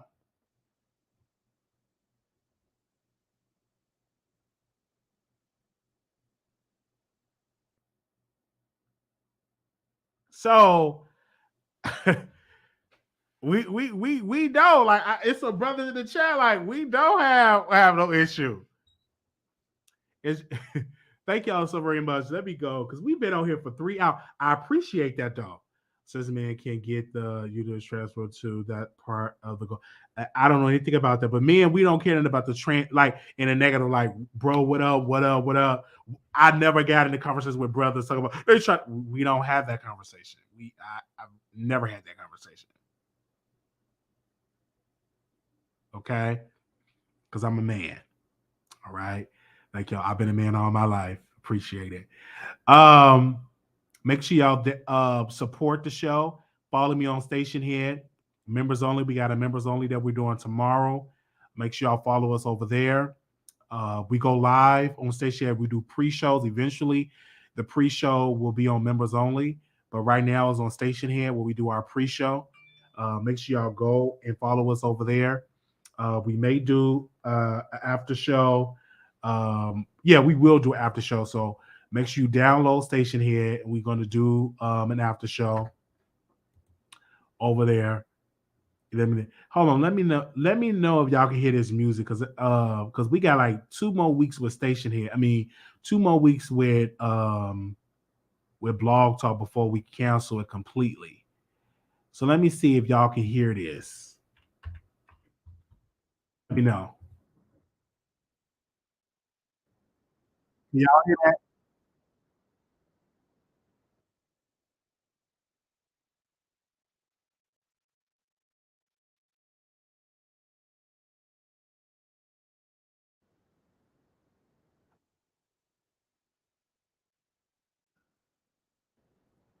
All right. So yeah, hold on.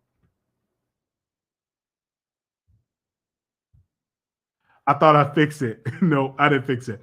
All right. Thank y'all so very much. Make sure y'all subscribe. Shout out to y'all. Tomorrow, we're going to do the unboxing.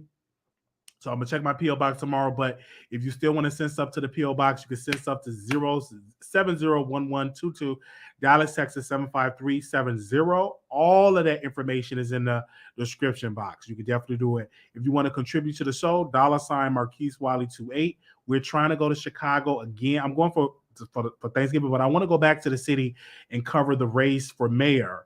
So we're going to put a GoFundMe out so people can contribute to it. But if you already want to give $5, $10, $15, or whatever, you can contribute it to the Cash App. A lot of y'all gave for the birthday, so that's going to be a part of that pot. So we need bare minimum like $4,000 because we want to get a cameraman. So we want to, and then we have the rental car expenses to travel around the city and to like interview people and do a lot of stuff that we want to do for the entertainment. So if you want to contribute, this is not a requirement. If you don't have it, I understand. But for people that do have it, we really want to go to the city and cover that race for mayor and talk to the residents in Chicago. So if you're available to contribute to the show, that would be a great help. So thank y'all so very much. I greatly appreciate the love that you all have been giving this show, watching this show. Thank you all so very much. This was definitely great.